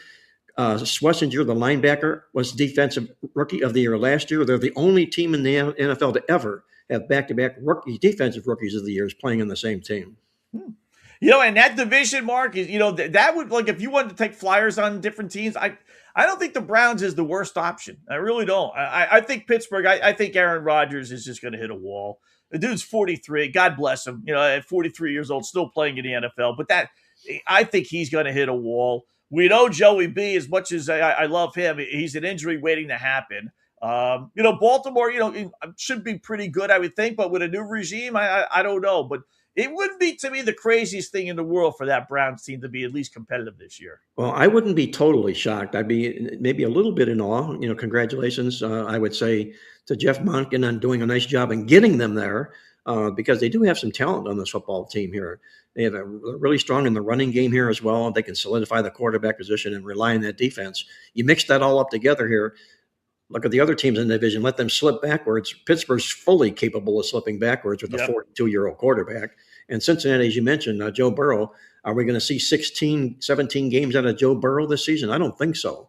So if that ends up being the case, Cleveland could end up battling for the top of the AFC North. All right, we got 3 games tonight. The one that jumps off the page that looks a little too easy is Jets and Buccaneers. Jets say they're going to play everybody. Buccaneers don't have their starting quarterback, Baker Mayfield. He's not playing. Their backup, Mark, got hurt in practice this week. He's not playing. So we got our 3rd and 4th string quarterbacks for the Bucs going.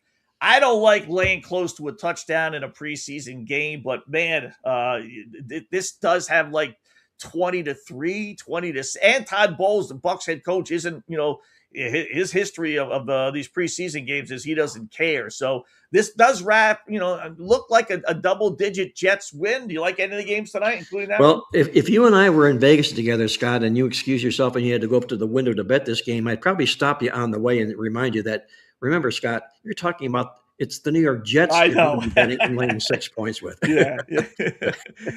We had the Tennessee Titans last night not only be favorites, but road favorites. We got the Dolphins being not only favorites, but road favorites tonight.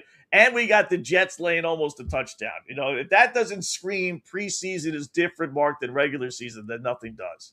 Well, here you're true about that. That's exactly right. The quality of the teams that are laying points here. But I think there's a stick out on the card here tonight, and it's in the Miami-Washington game. If you take a look at the parameters and what's all involved here, you've got 2 new defensive and offensive coordinators for Washington. You've got a new coordinator for Miami. You've got a whole new total makeup look to Miami. Washington's really struggling. Dan Quinn, as we talked about, doesn't care about preseason games, winning them or losing them. I think this game could be a dead nuts under. I don't think we're going to see a lot of points here. The defenses are going to be not the strength of either of these 2 football teams. I think we can look under in that game, Washington-Miami tonight. How about all unders hitting last night? 6-0. Yeah, unbelievable. Right? I mean, the one game went under by a half a point, and that line had jumped up the Arizona game. It was like 39-40 or so, but then it went to 41.5 and it landed on 41. So yeah, is that a general rule of thumb? Look for unders in preseason games, or that just happened? You think that's just like a fluke? Well, last week was a fluke. Okay, every game going under had to be a fluke, but they have been lower scoring games up until about the last 2 years when things opened up a little bit. We saw the opposite of that last week. If it continues again this week, we could say the switch flipped and we're back to the unders, because I don't think you're going to see a lot of offense in the preseason here. I think these coaches are more concerned about looking at their defenses and the depth on the defenses. And I think that's their main focal concern. And in Miami and in Washington, you have 2 teams that are really lacking in offense here as well. Yeah. All right. What's that playbooksports.com this week and today? Well, what we're doing, we just published our preseason Part 2 football newsletter. It's 24 pages, just jam-packed with a lot of good stuff inside of there. If you want to know all about these coaches that I'm talking about, we have every coach's record broke down in their entire NFL history, what they do in the preseason, their best role, their worst role. There's a ton of great stuff inside of there. And there's also previews on the regular season coming up. So you might want to get your hands on a copy of that, our preseason newsletter. You can find that and a whole lot more at playbooksports.com. And just this note in passing, Scott, if you subscribe to anything that we do of subscription publications, you'll get that coffee club that you talked about free on me, no charge in your inbox every day from now until the Super Bowl. Cool. Playbooksports.com, folks. Great site, and Mark said some great things on that website. So, Mark, great job as always, man. Do appreciate it, and enjoy the weekend, and let's get some winners. Hey, Scott, enjoy the games. Be well, and I'll catch up with you next week. You got it, man. Appreciate it. Marc Lawrence, playbooksports.com, a good buddy to the program. And it is, I love the coffee club. It gives all kind of betting trends and different stories and lines and all kind of things to follow. And then it's like, it's affordable. Couple things he charges for, but there's a lot of free stuff on there as well.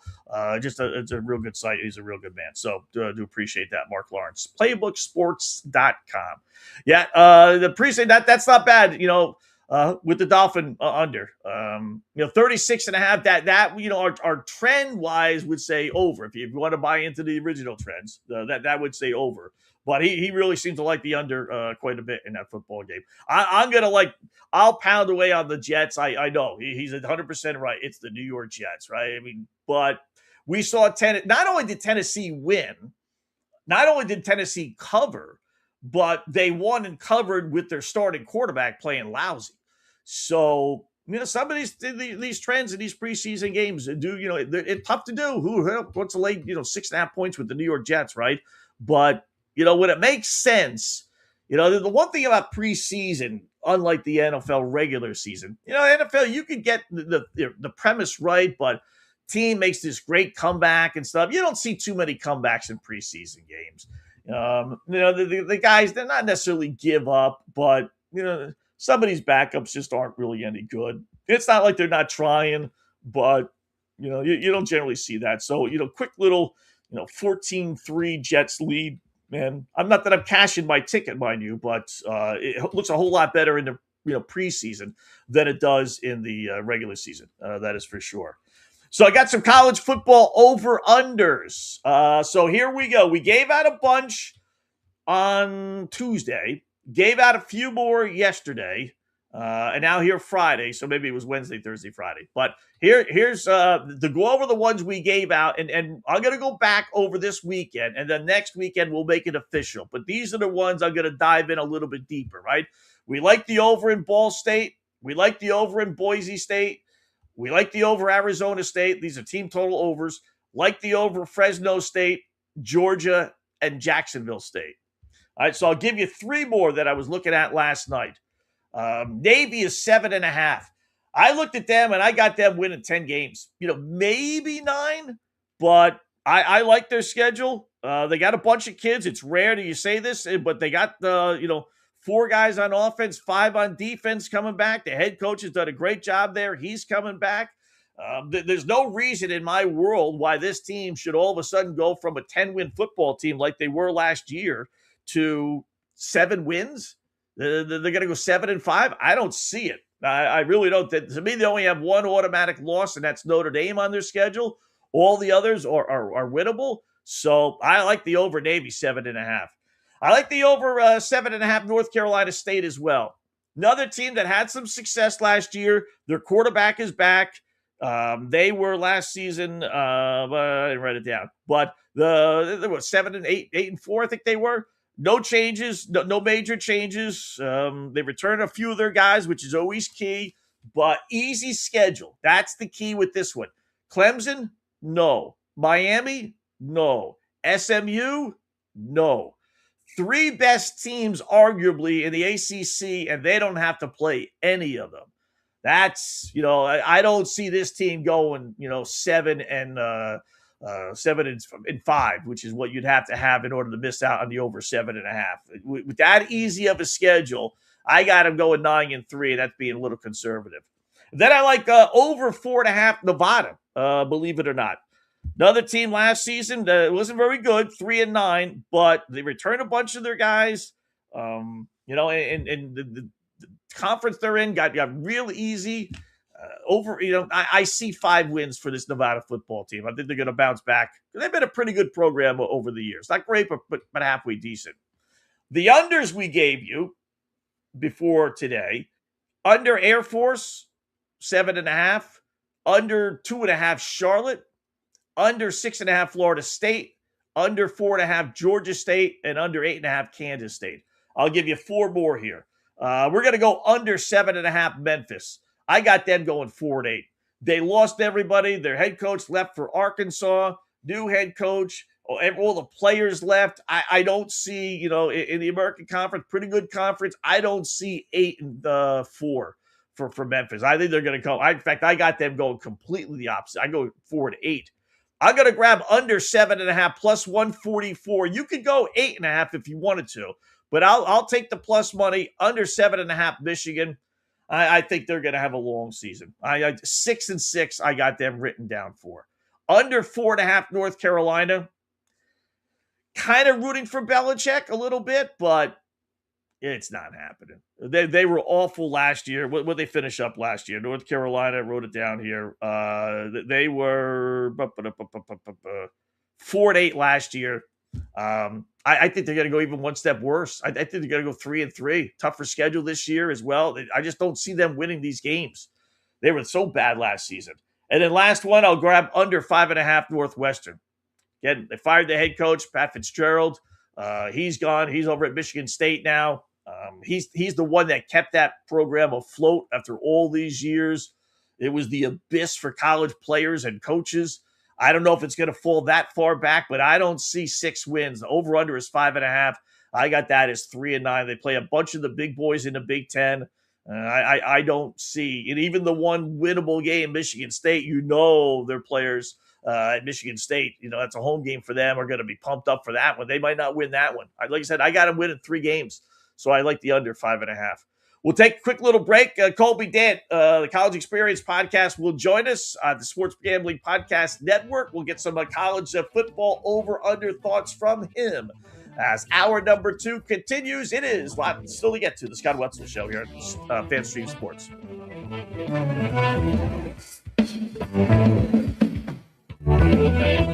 Hi, golfers. IndyCar Tim here. I want to talk to you a little bit about Golf Central Magazine. It's not just a golf magazine. It's the magazine for everything. Turf, travel, philanthropy, and lifestyle. Head over to golfcentralmag.com and check out the latest issue. Some of the regular features in Golf Central Magazine: the Golf Bachelorette of the Month, the Golf Bachelor of the Month, the Golf Cart Girl of the Month, Golf History, Grip It and Sip It. So head over to golfcentralmag.com. It's free. It's the magazine for everything: turf, travel, philanthropy, and lifestyle. Golf Central Magazine at golfcentralmag.com. We'll see you there. Sports fans, it's time to gear up. Head to fanstreamsports.com and check out our brand new merchandise store. We're talking bold t-shirts, 3/4 zips, hoodies, hats, mugs, and more. Everything you need to rep your favorite shows and your favorite crew. Whether you're rolling with the J.P. Peterson Show in Tampa Bay, From the Rough in Dallas, the Tim May Show featuring Clay Hall, or the Jeff Thidoff Show in Ohio, or any of our FanStream Sports original programming, we've got the perfect look for game day and every day. So don't wait. fanstreamsports.com. Click merch and grab your gear now. Wear the stream, live the stream. FanStreamSports.com. Hey folks, let me tell you about Bay Area Modern Medical Center, a very different kind of approach to primary care. Personalized preventative medicine, not a one-pill-fits-all mentality. Christopher Lugo and his experienced medical staff are proactive in looking at issues before they become a problem, encouraging a healthy lifestyle with proper diet, supplements, and exercise to optimize your active lifestyle. Rather than the impersonal, rushed approach, you will be the only patient and will have our full attention. That's new. Getting old is inevitable, but feeling and looking old is avoidable. Bay Area Modern Medical Centers are experts in anti-aging regenerative medicine that optimizes your body's performance in many areas. So call for an appointment to get started on a journey back to full health and a happy life with a new, modern way of healthcare. Call 844-977-3477 or go to BAMMC.com. That's 844-977-3477 or BAMMC.com. Today's show is brought to you by Tomstown, a premier craft distillery based in Kansas City, Missouri. Discover their award-winning lineup, including double oaked bourbon, botanical gin, and double grain vodka, named the best craft vodka by the readers of USA Today. Available for online delivery in 40 states. Visit toms-town.com or their Kansas City distillery to explore more. Elevate your game with Tomstown, where history meets innovation. Please enjoy responsibly. Orion Golf Management Solutions. Orion Management Solutions has tailored its service packages just like it tailors its approach to customers. Some owners need more supervision, while others need periodic assessment of their short-term and long-term strategies and programs. Orion can be called in to develop a business plan with the existing staff, or we can assist with the daily management of a facility or event. Either way, we make sure the client is satisfied and understands the direction the facility needs to go in order to achieve the owner's goals. Orion Management Solutions can help with owner assistance service solutions, daily course management, business plan development, monthly operations, or as-needed consulting services. Whatever your need, Orion Golf Management Solutions can help. Check out oriongolf.com. Let's go. Right now, back to the show on FanStream Sports.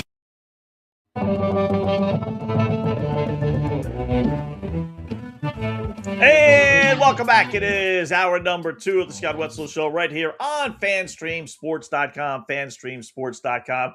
Taking a look at the college football world with who better to talk to.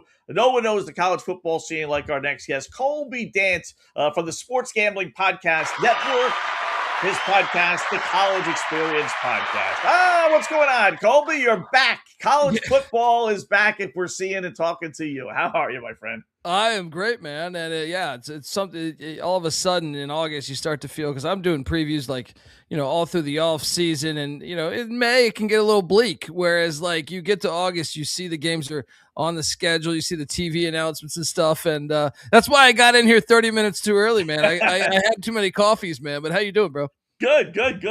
I'm just going over my stuff. You're obviously, like you said, months into it. So I have a procedure with my team win total overs and unders, Gold, in that I initially I don't look at the lines. I look at the teams, try and do the evaluations on them. Then I figure out how many wins, and then I'll go then run down how many the wins the boys in Vegas have them for. And if I can find a discrepancy of 2, that's like, God forbid 2.5. That's like a home run. And then I'll look at those things even a little bit more closer. So that said, I'm not through all of them. I'm through M's right now. I'm heading into Nebraska right now in my alphabetical list here, but I have about 15 already. So I don't know how many do you have when everything is said and done after you do all your research, and can you whittle it down to 15, 20? Because you know everything. So I mean, I probably go in on way too many. Like if my wife knew, you don't want to say, it might not be my wife, but I would say, like, I mean, last year the problem is sometimes you're out with some buddies or something, and they sell you on their team, right, and you're having a few cocktails or something, and next thing you know, you're going in on it, and you say, wait, when did I do this play? But no, I'd say last year I did about 50 plays. Okay, yeah. Yeah. I mean, win totals, just win totals. Futures, right. If you're talking futures, that we could get, this gets really messy. But yeah, about 50 plays, I would say. And a lot of times the line moves and stuff. You take like Southern Miss last year. My ego thinks that I moved the number, even though it did move though, and I got 4.5. And by the time like we got to July, or maybe early August, that thing was at 5.5. I think it might even rose from that.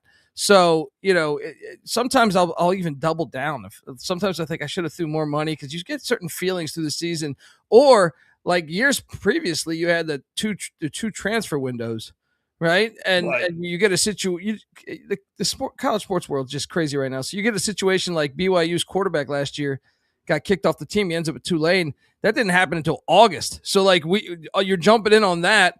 This year it's the 5 for 5 thing. I don't know if you followed this at all, but like a judge in Colorado ruling this thing, and all of a sudden Indiana's got 2 of the best defensive linemen back in college football. You're just sitting there like, whoa, I might have miscalculated a little bit. And I thought I was high on Indiana, but now I'm super high on Indiana. So like things like that. And there's a few other players, like Pitt might get Desmond Reed back. That's a game changer to me. So the sport is crazy, but sometimes you end up betting more. Sometimes you had the same bet with the same team 3 or 4 different times, because you either see the number go down or the number go up, or a player's added, something like that. A coach is fired, something like that. Yeah. The other thing I'm finding, is that, Cole, they don't, not all the time. Sometimes you get a normal line, but I found numerous times, that you can either, Kansas State is 8.5. If you want to bet the under, it's -135, or you can bump it to 7.5 and bet the under at plus odds. do you have a general rule of which way you go, or is each team maybe different? But some of these bigs, Florida State's another one. At 6.5, it's minus 180, or you could take 5.5 at plus money. Would you rather lay the big odds with the one less win, or go the other way? I think it's situational with Kansas State. Okay. With Kansas State, I think I get the point of looking for that. If you feel really good about the team, you obviously can bump it up for extra juice. But in Florida State situation where I don't know that Norvell will be coaching the whole season. You know what I mean? And some of it could be I don't even know that his record would be that bad. All it takes is one embarrassing loss. And, with each given month, his contract buyout's going down. So I don't think they wanted him this year. And based on the transfer portal and the money that they allocated, we think for him, that's one where you say it seems like they didn't want him based off of they didn't really spend on the roster. They just didn't want to buy out $50 million. So then it's well, how do we judge this? Those ones are really hard, especially nowadays with the portal, where the teams quit. Specifically, Florida State's been a great quitting team because they live so much by the portal that there's no culture there, even with their undefeated season. You know what I mean? A few years back, that year they hit on all the transfers. Well, since then they haven't really hit on the transfers, even though they were spending. But this year they're not even spending at all. So those ones are a little shaky. Where that one might actually be worth paying the juice on that one, or depending on if you think he'll be there or not. Right. So which I figured. I guess each one is a little different. Sometimes you pay the juice, other times you don't pay the juice. So that makes sense. What are some of the over-unders that you like? One of the big ones for me is I'm going to fade USC, even though I know I don't like these teams going. The mileage thing's a real thing for me. I know we do plenty of shows throughout the weeks of the season, and I am. You've seen Louisville as what I think they were 21-point favorites go to Stanford and lose. Right? Yeah. You saw Penn State. It's kind of the game that got Franklin fired. Lose at UCLA last year. Right? UCLA was terrible at the time, winless. Right? If memory serves me correct. Yep. You saw SMU, a game away from the college football playoffs, potentially about to go to the ACC championship. They lose at Cal, right? And Florida State lost at Stanford. We haven't factored this in enough. USC lost at Maryland. Maryland's been terrible.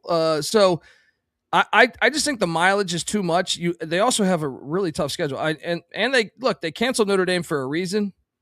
I think that the schedule this year was actually, if you add Notre Dame to the mix, unbelievably hard, because I find it hard in general. They have home games at the LA Coliseum there against Oregon, Washington, and Ohio State. And also they get UCLA at the end. I'm a big fan of the Bob Chesney hired at UCLA. I think that's going to work.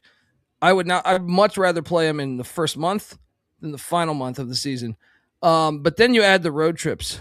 Even a game like at Rutgers or at Wisconsin, historically, since they've joined the Big Ten, I think they only have one win going east, and that was Purdue, right? Wow. So the game at Wisconsin, I think that's I don't have the schedule in front of me right now, but I think it's October 27th or 21st or something. Yeah, look at that now. We saw Washington lose that game last year. Washington was way better than Wisconsin. These are real things. Here's their gauntlet. Holy fuck. You're right, Colby. Their schedule is they have a stretch of Oregon at home, end of September, Washington, at Penn State, at Wisconsin, Ohio State, Indiana. That's a hell of a 6-game stretch. And as much as I do believe their talent level's the best it's been in a few years.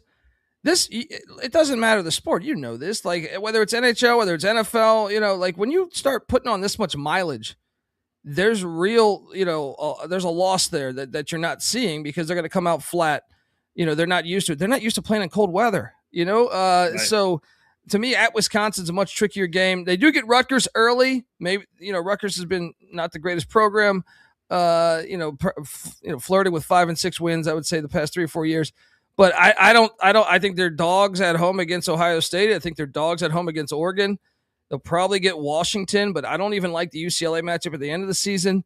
And to me, it's just another thing of why did you join the Big Ten? You know what I mean? Like why because USC was the real difference maker there. They wouldn't have been able to grab all those schools. Oregon went with USC just because USC was the one, and I think and I think it's gonna. I think it's gonna be very hard for them to ever reach that level of USC with them being in a conference where they go east so much. Mm-hmm. Give me another. What do you like? I will take you to the likes of. I like Liberty in general. I think Liberty and the Conference USA, they spend crazy. Like their budget football wise, it's a private school, so we don't know. But from what word of mouth is 3 times the amount of almost every school in that conference. Last year they only won 4 games, right? Yeah, and they haven't announced this information, but they did say that their head coach was battling a illness last year, like he was sick, which explains a lot of why they struggled. I don't know what it is. I don't know if they'll come forward at some point and say something, but I just refuse to believe in a conference that also loses Louisiana Tech, who was one of the better schools in the conference last year. They go to the Sun Belt. UTEP heads out to the Mountain West. Not that UTEP was any good, but they're basically like an FCS conference, and to me, I just buy into the money. And if anything, like if you look at what they did in the portal, they went even deeper into bringing in big-time players. Kanye Uday, running back from Arizona State, the quarterback, Deshaun Purdy. This guy was a guy that Florida was raving about just about 16 months ago. So I just think that they're going to run away with it. Love the over. I like them to win the Conference USA, and I think it's going to be pretty easily. Yeah, I see they got James Madison on the road. I'm looking at that, but other than that, that's a non-con game. You can lose that game. Oh, that's right. That's a rivalry game.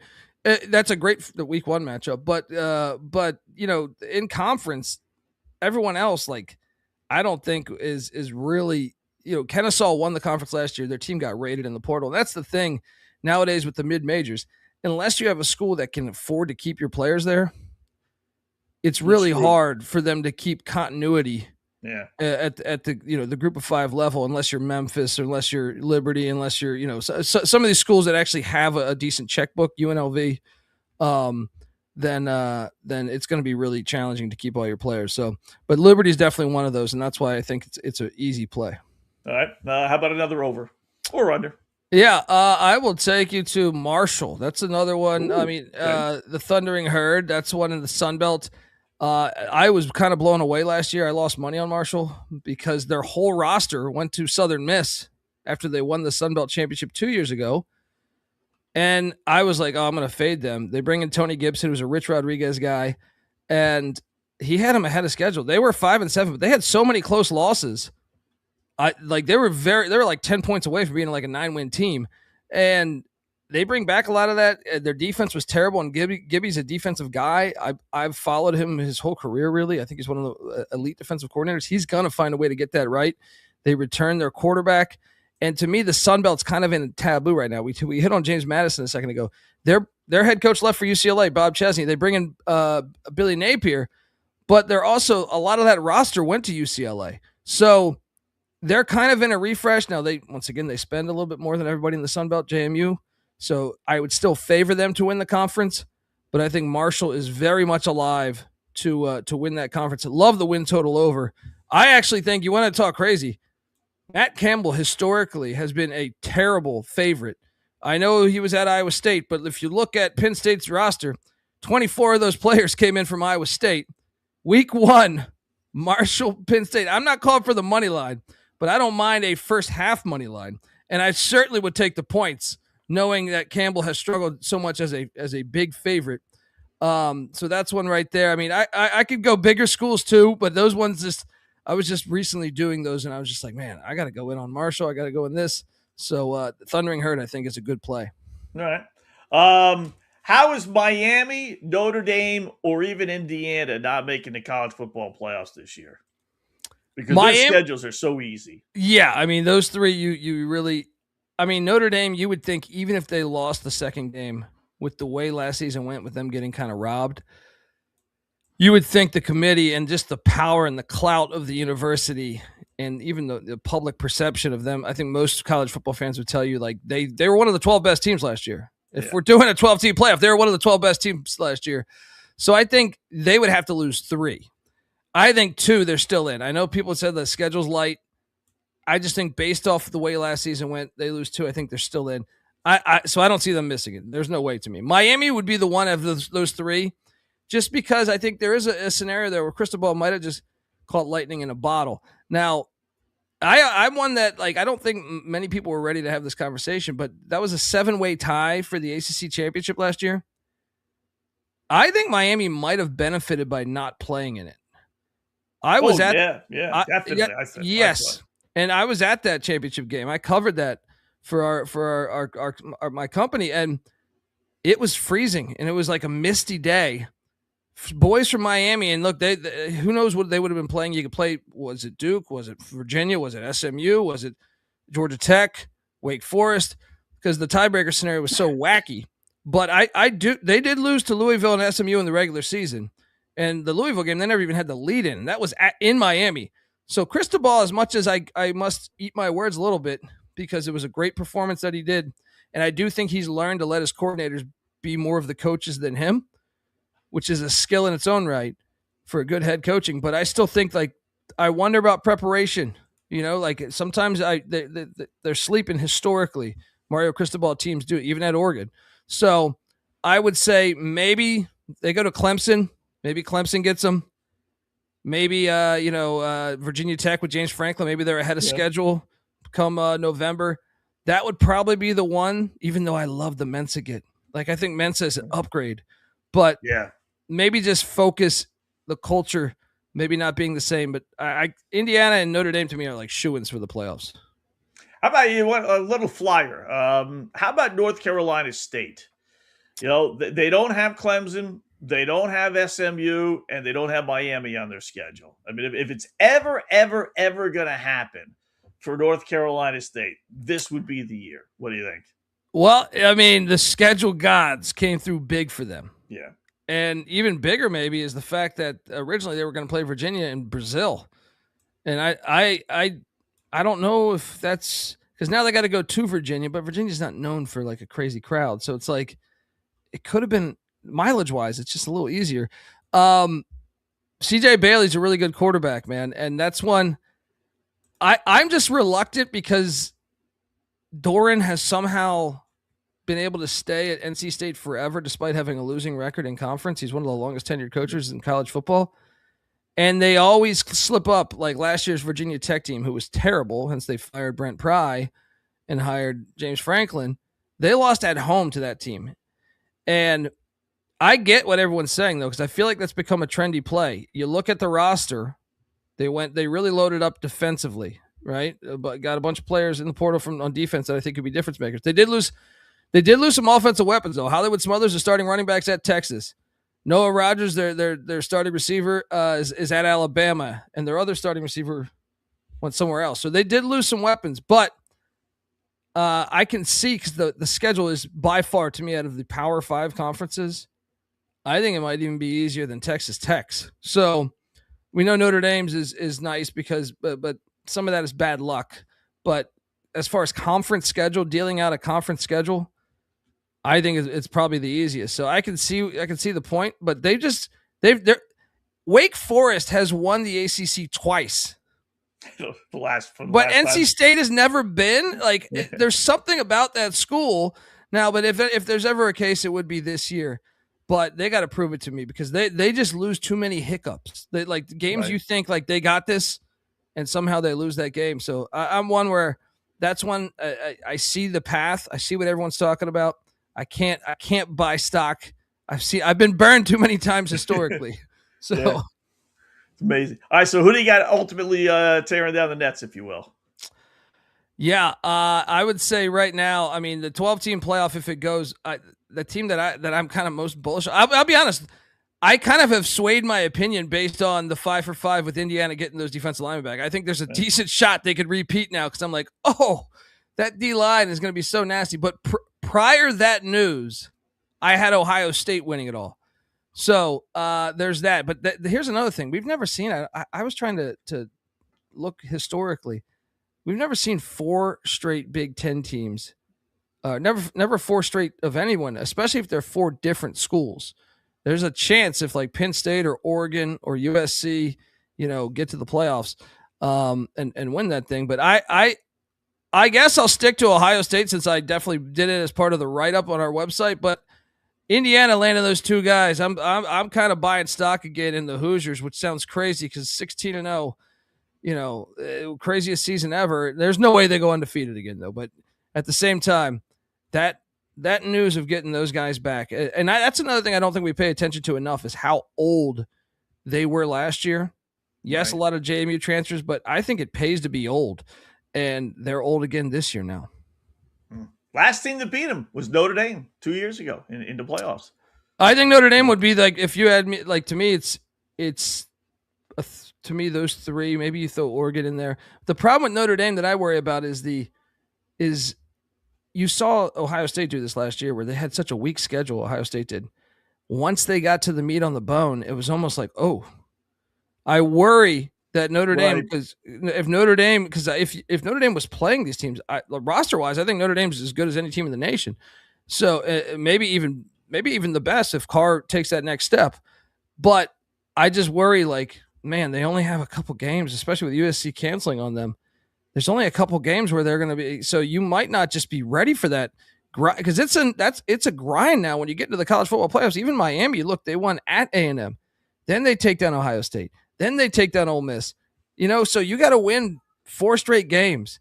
And I kind of think Notre Dame's more likely to get there than to win it right now. But we'll see.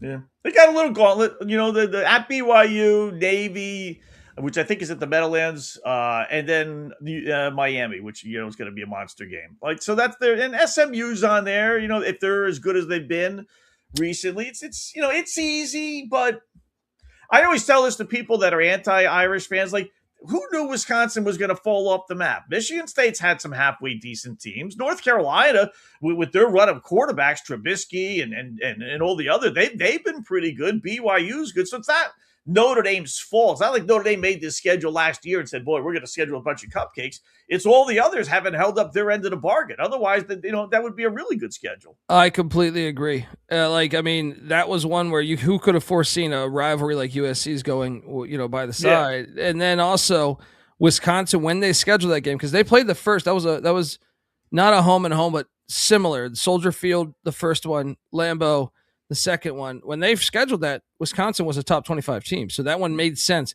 Same with Michigan State. When you schedule that, Michigan State with D'Antonio had them in the playoffs. So like the rest of the ACC one, that's just random. That's the ACC's fault. They're going to give you the random schedule, and if that's what you get, that's what you get, because they have that tie-in with the ACC. But it is unfortunate, though. I do feel a little bit like bad for them in a way, because and a lot of people says, well, join a conference. I completely disagree. I think Notre Dame should stay independent forever. I think more teams should go independent personally, bring back regionality a little bit more in the sport. So, but yeah, I think it's been an unfortunate thing, but we'll see. BYU is one that I don't know that I'm like. Notre Dame's playing at BYU, so I think that's incredibly hard, but I don't know if I'm buying the smoke as much as people are there on BYU being. I know their offensive line is going to be nasty, but I just feel like there's a lot of close games last year. Sometimes the flip side of that coin, the next year you lose some of those close games. So we'll see if BYU can hold up. I do think Miami and SMU will be really good games. So there's that in their favor. Wisconsin's win total is actually, I think, like surprisingly, I think it's like 7.5 right now, or 7, something right around there. It's not too bad. Well, that's one where they're much higher on the Vegas is much higher on the Badgers than I am. So maybe the joke's on me here, and the Badgers are going to be a decent team this year. Yeah. Colby, where can folks find you? The College Football Experience podcast, part of the Sports Gambling Podcast Network, youtube.com/The College Experience. We're previewing right now. We're in the middle of doing 138 previews for every single team. We're on number 104 right now. So wow, an hour on every single team in the land. So come, and we do college hoops and college baseball and everything, even the Frozen Four. So check us out, youtube.com/The College Experience, sportsgamblingpodcast.com. Colby, great job as always, man. Do appreciate it, and hopefully we can do it again soon.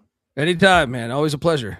Thanks, Colby. There you go. Colby Dant, the Sports Gambling Podcast Network, an hour on every team. I told you, man, no one knows college football like Colby. All college sports. He's terrific to talk to, good guy. Throws out some picks, gambles. So an hour preview. I like to hear the hour preview on my UTEP minors. He's come up with an hour's worth of material on that. Yeah, God bless him. So there you go, Kobe Dan. Do appreciate that. So the plays that he pointed out, and we'll have him on again before the college football season, hopefully anyway. Likes the under in the USC Trojans, which I like that as well. Likes over in Liberty and over in Marshall. So not bad from Colby Dan. Good guy. All right, a couple things here before we close up shop. The NFL stuff we got to. How about some winners for tonight, Scott? So yesterday we went 1-1-1. Great example of why you buy the hook. And when it comes to NBA and WNBA, I will buy the hook when it bumps it from a loss to a tie. I don't generally buy the hook if it bumps the bet from a tie to a win. If I end up tying, then so be it. Like case in point, last night, we gave out Washington. It was plus 6.5 against the Las Vegas Aces. I said, buy the hook to 7. This way, if it gets a 7-point game, at least you get the tie. That's like, I won't move it off a solid number because, like I said, the worst thing is, if they win by 6, all right, I'll settle with the push. No big deal. But I will turn a loss, Washington plus 6.5 into a push. That to me is worth the extra dime that you're going to pay. So we got a push out of Washington as they end up losing by 7. We hit with the Angels plus 140 last night at Texas. Told you they were live dogs. And then we put the black cloud on Toronto, and that actually hit. So they lost. Red Sox win 6-1. So we went 1-1-1, but we picked up $40. So because we got the push out of the Washington one. The Toronto was plus money, so we lost an even 100 on that. And then we picked up 140 on the Angels. So we're 25-11-1. $100 better is up $1,260 now. So we picked up $40. So what are we going to do today? I'll lay off the NFL. We have our other NFL bets. I won't calculate that. I'll keep it. Do we have anything in the WNBA tonight? Not really. We got 2 games. You know what I do like? I do like the over. Indiana's at 8.5. It's a big fat number here, but I'll go with over 185.5. Indiana and the Dallas Wings. I think that'll hit 190 points. So that'll be one, and then we'll throw through 2 baseball games at you. I'm going to continue to bet, the stanky unders. They just, shut out yesterday, 1-0 by Seattle. They just can't score. You got Cole on the hill against Bieber, who hasn't exactly pitched great, but it doesn't matter because it's the Yankee bats, and Cole has actually pitched well. So I'll grab the under 8.5 Stankies and Blue Jays. And then I'll take the Braves laying a 1.5 with Chris Sale on the hill. Fodd's pitching for Arizona. He's pretty good. Arizona's playing pretty good baseball, but Chris Sale's been terrific this year again. Only 12-7, but his ERA is 2.20. He's been terrific. So I'll lay the 1.5. I won't lay the minus 190. So Braves minus a 1.5. Stankies minus. Let me just see if that number is still 8 or 8.5 with the Yankees. Because these numbers do move, and that does make a little bit of a difference. It's still 8. All right, we'll lay that. Under 8, Yankees and Toronto Blue Jays, and then the over 185.5 in the Dallas, Indiana Fever game. So there's our 3-pack for tonight. As far as the WNBA, I was going to play a clip. There was a funny little clip, but we don't have the time. Maybe we'll play it on Monday. I was going to say tomorrow, but on Monday. Where they someone just put together a goofy little thing like they had a microphone, a camera inside the WNBA meeting, and talked about how they couldn't figure out what a woman is. So we'll do that maybe on Monday. The Jane Daniels thing is having a life of its own. I was going to mention that with Colby, but I forgot. As far as this is how it's gotten on Twitter. Have a fucking throw, JD. You win an MVP this year. High five. Did you just try to fucking high-five me? Are you serious? I am the only 5. There are no other 5s. Fuck you. Fuck yes, Burrow. I quit. Threw a little Joe Burrow in there. Obviously, that wasn't real. But this him taking his 5 number so seriously, it's got a life of its own on Twitter. It really does. I mean, man, he's got whatever he thought was going to happen, has not happened. He needs to hold a press conference and just say, you know what? No big deal. I was a little upset. I don't want them using my name and likeness. I don't know what they're actually doing. LSU, they got so many freaking players, right? Whether it's Joe Burrow or Jamar Chase, they got a gazillion guys they could use. So that's really no big deal. I don't know how much they're actually using him. Lane Kiffin doesn't know if he's coming or going with this situation. But the bottom line is, he wants no one to use his number 5. And that's just, he was there 2 years, as we told you yesterday. 2 years. He didn't win a national championship like Joey B did. I don't know if he had like a brain cramp and he realized, he doesn't realize he wasn't like that successful there, that they're going to retire his uniform number. I don't know why they ever would have done that, to tell you the truth. I really don't. They had a poll, Pew Research found out 73% of Americans side with Sophie Cunningham, that men who identify themselves as women don't belong in women's sports. You know what? I would have said it would have been higher than that, to tell you the truth. I really thought it would be higher than that. And then the last one, survey of a wealth management platform called Betterment found that 26% of young adults treat sports betting as a deliberate part of a long-term financial strategy. And then more than half of Gen Zers also rerouted money from their investments to sports betting last year, compared to only 24% of all Americans. Man, you dudes, you need to go to the website, oppositepicks.com. Nobody beats the boys in Vegas. Simple as that. So, but okay, you think you can? Knock yourself out. We do, but we're different. I will leave you with this. I wondered about this. I really did. I heard the story in Kansas where they're requiring all students in grammar schools to put and lock up their phones. So I was like, well, how are they going to keep track of all that, right? But here's how they're doing it. Let's go. Next one up, please. Por favor, quien sigue. Get yourself in line after you deposit your phone. There's like a little machine there that they grab the phone and they just, much like a mailbox, if you got, a P.O. box, which I do. Then they get a card, and I guess at the end of the day, they hand in the card, and okay. Now, how many of these dopes are keeping that card? That's what, that would be my concern. How many guys just lose the card? Someone steals their card. They put it on a table, lunch table. They forget to grab it. Someone else takes it and gets their phone. And there's got to be a better way. I'm all for it, but how about just no, you can't come to school with a phone. Simple as that. Just as simple as that. So they spent $150,000 on those new cell phone lockers. Pretty cool. Pretty, like I said, I was wondering how they were going to pull that off, and that's how they did it. So there you go. And by the way, we didn't get to this either, but the remember the Buffalo Bills Stadium? We talked about and joked about how there are all these bad seats and everything, and the Jumbotron is so small.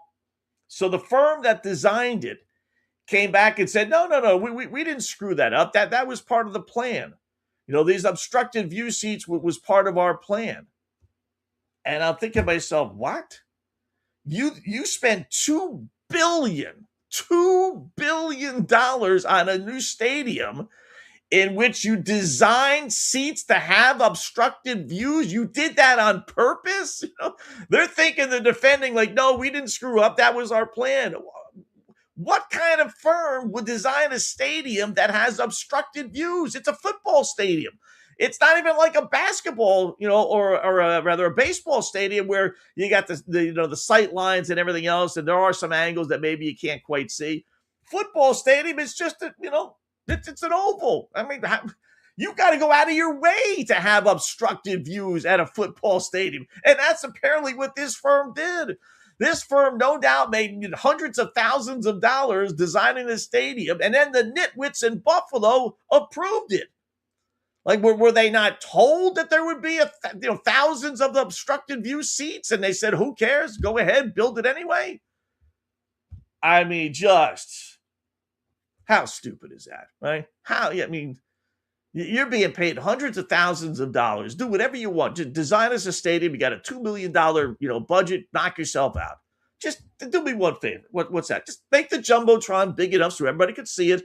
And just make sure there aren't any poles in people's way. And, oh, by the way, we need railings, especially in the upper deck. And oh, by the way, we need some bathrooms, on every floor, because we got 4 floors. So let's make sure we got bathrooms on every floor, which I think you do. There's railings on every walkway, which I think you would do. Jumbotron big enough, for everyone to see, which I think you would do. That's it. Other than that, do whatever the hell you want. And they couldn't even get that right. They screwed up the absolute basics. And they screwed up on purpose. Oh, brother. All right, our plays are in. The weekend is coming up. We got football tonight. We got football Saturday as well. We got baseball over the weekend. We got the golf that we'll touch on Monday. So it should be a lot of fun. Hopefully your weekend goes well. Be safe. I'm on the Sports Grid tomorrow, 1 to 5 p.m. if you guys want to tune in. Otherwise, go to the website, fanstreamsports.com. Listen to all of the other shows in case you missed some of those, fanstreamsports.com. On the Twitter feed here, one last check. Michael says WNBA sucks. So that's okay. Goes without saying. Timmy is going to be at the Red Sox game tonight. Considering Red Sox team total over. I got to see them.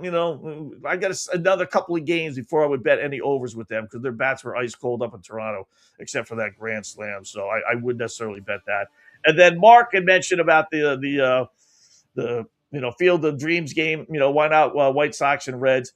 I said that, but they've had so many Field of Dream games, Mark, that I think they just don't want to do that over and over and over again. So they're just opening it up to everybody. If they only had like one, that would make the most sense. But they've had so many now, they just want to kind of open up to the rest of MLB. So anyway, good job by all the folks. Enjoy the rest of your Friday and then over the weekend as well. And then we'll be back Monday through Friday, 2 to 4 p.m. Eastern, right here on fanstreamsports.com. We'll talk to you then.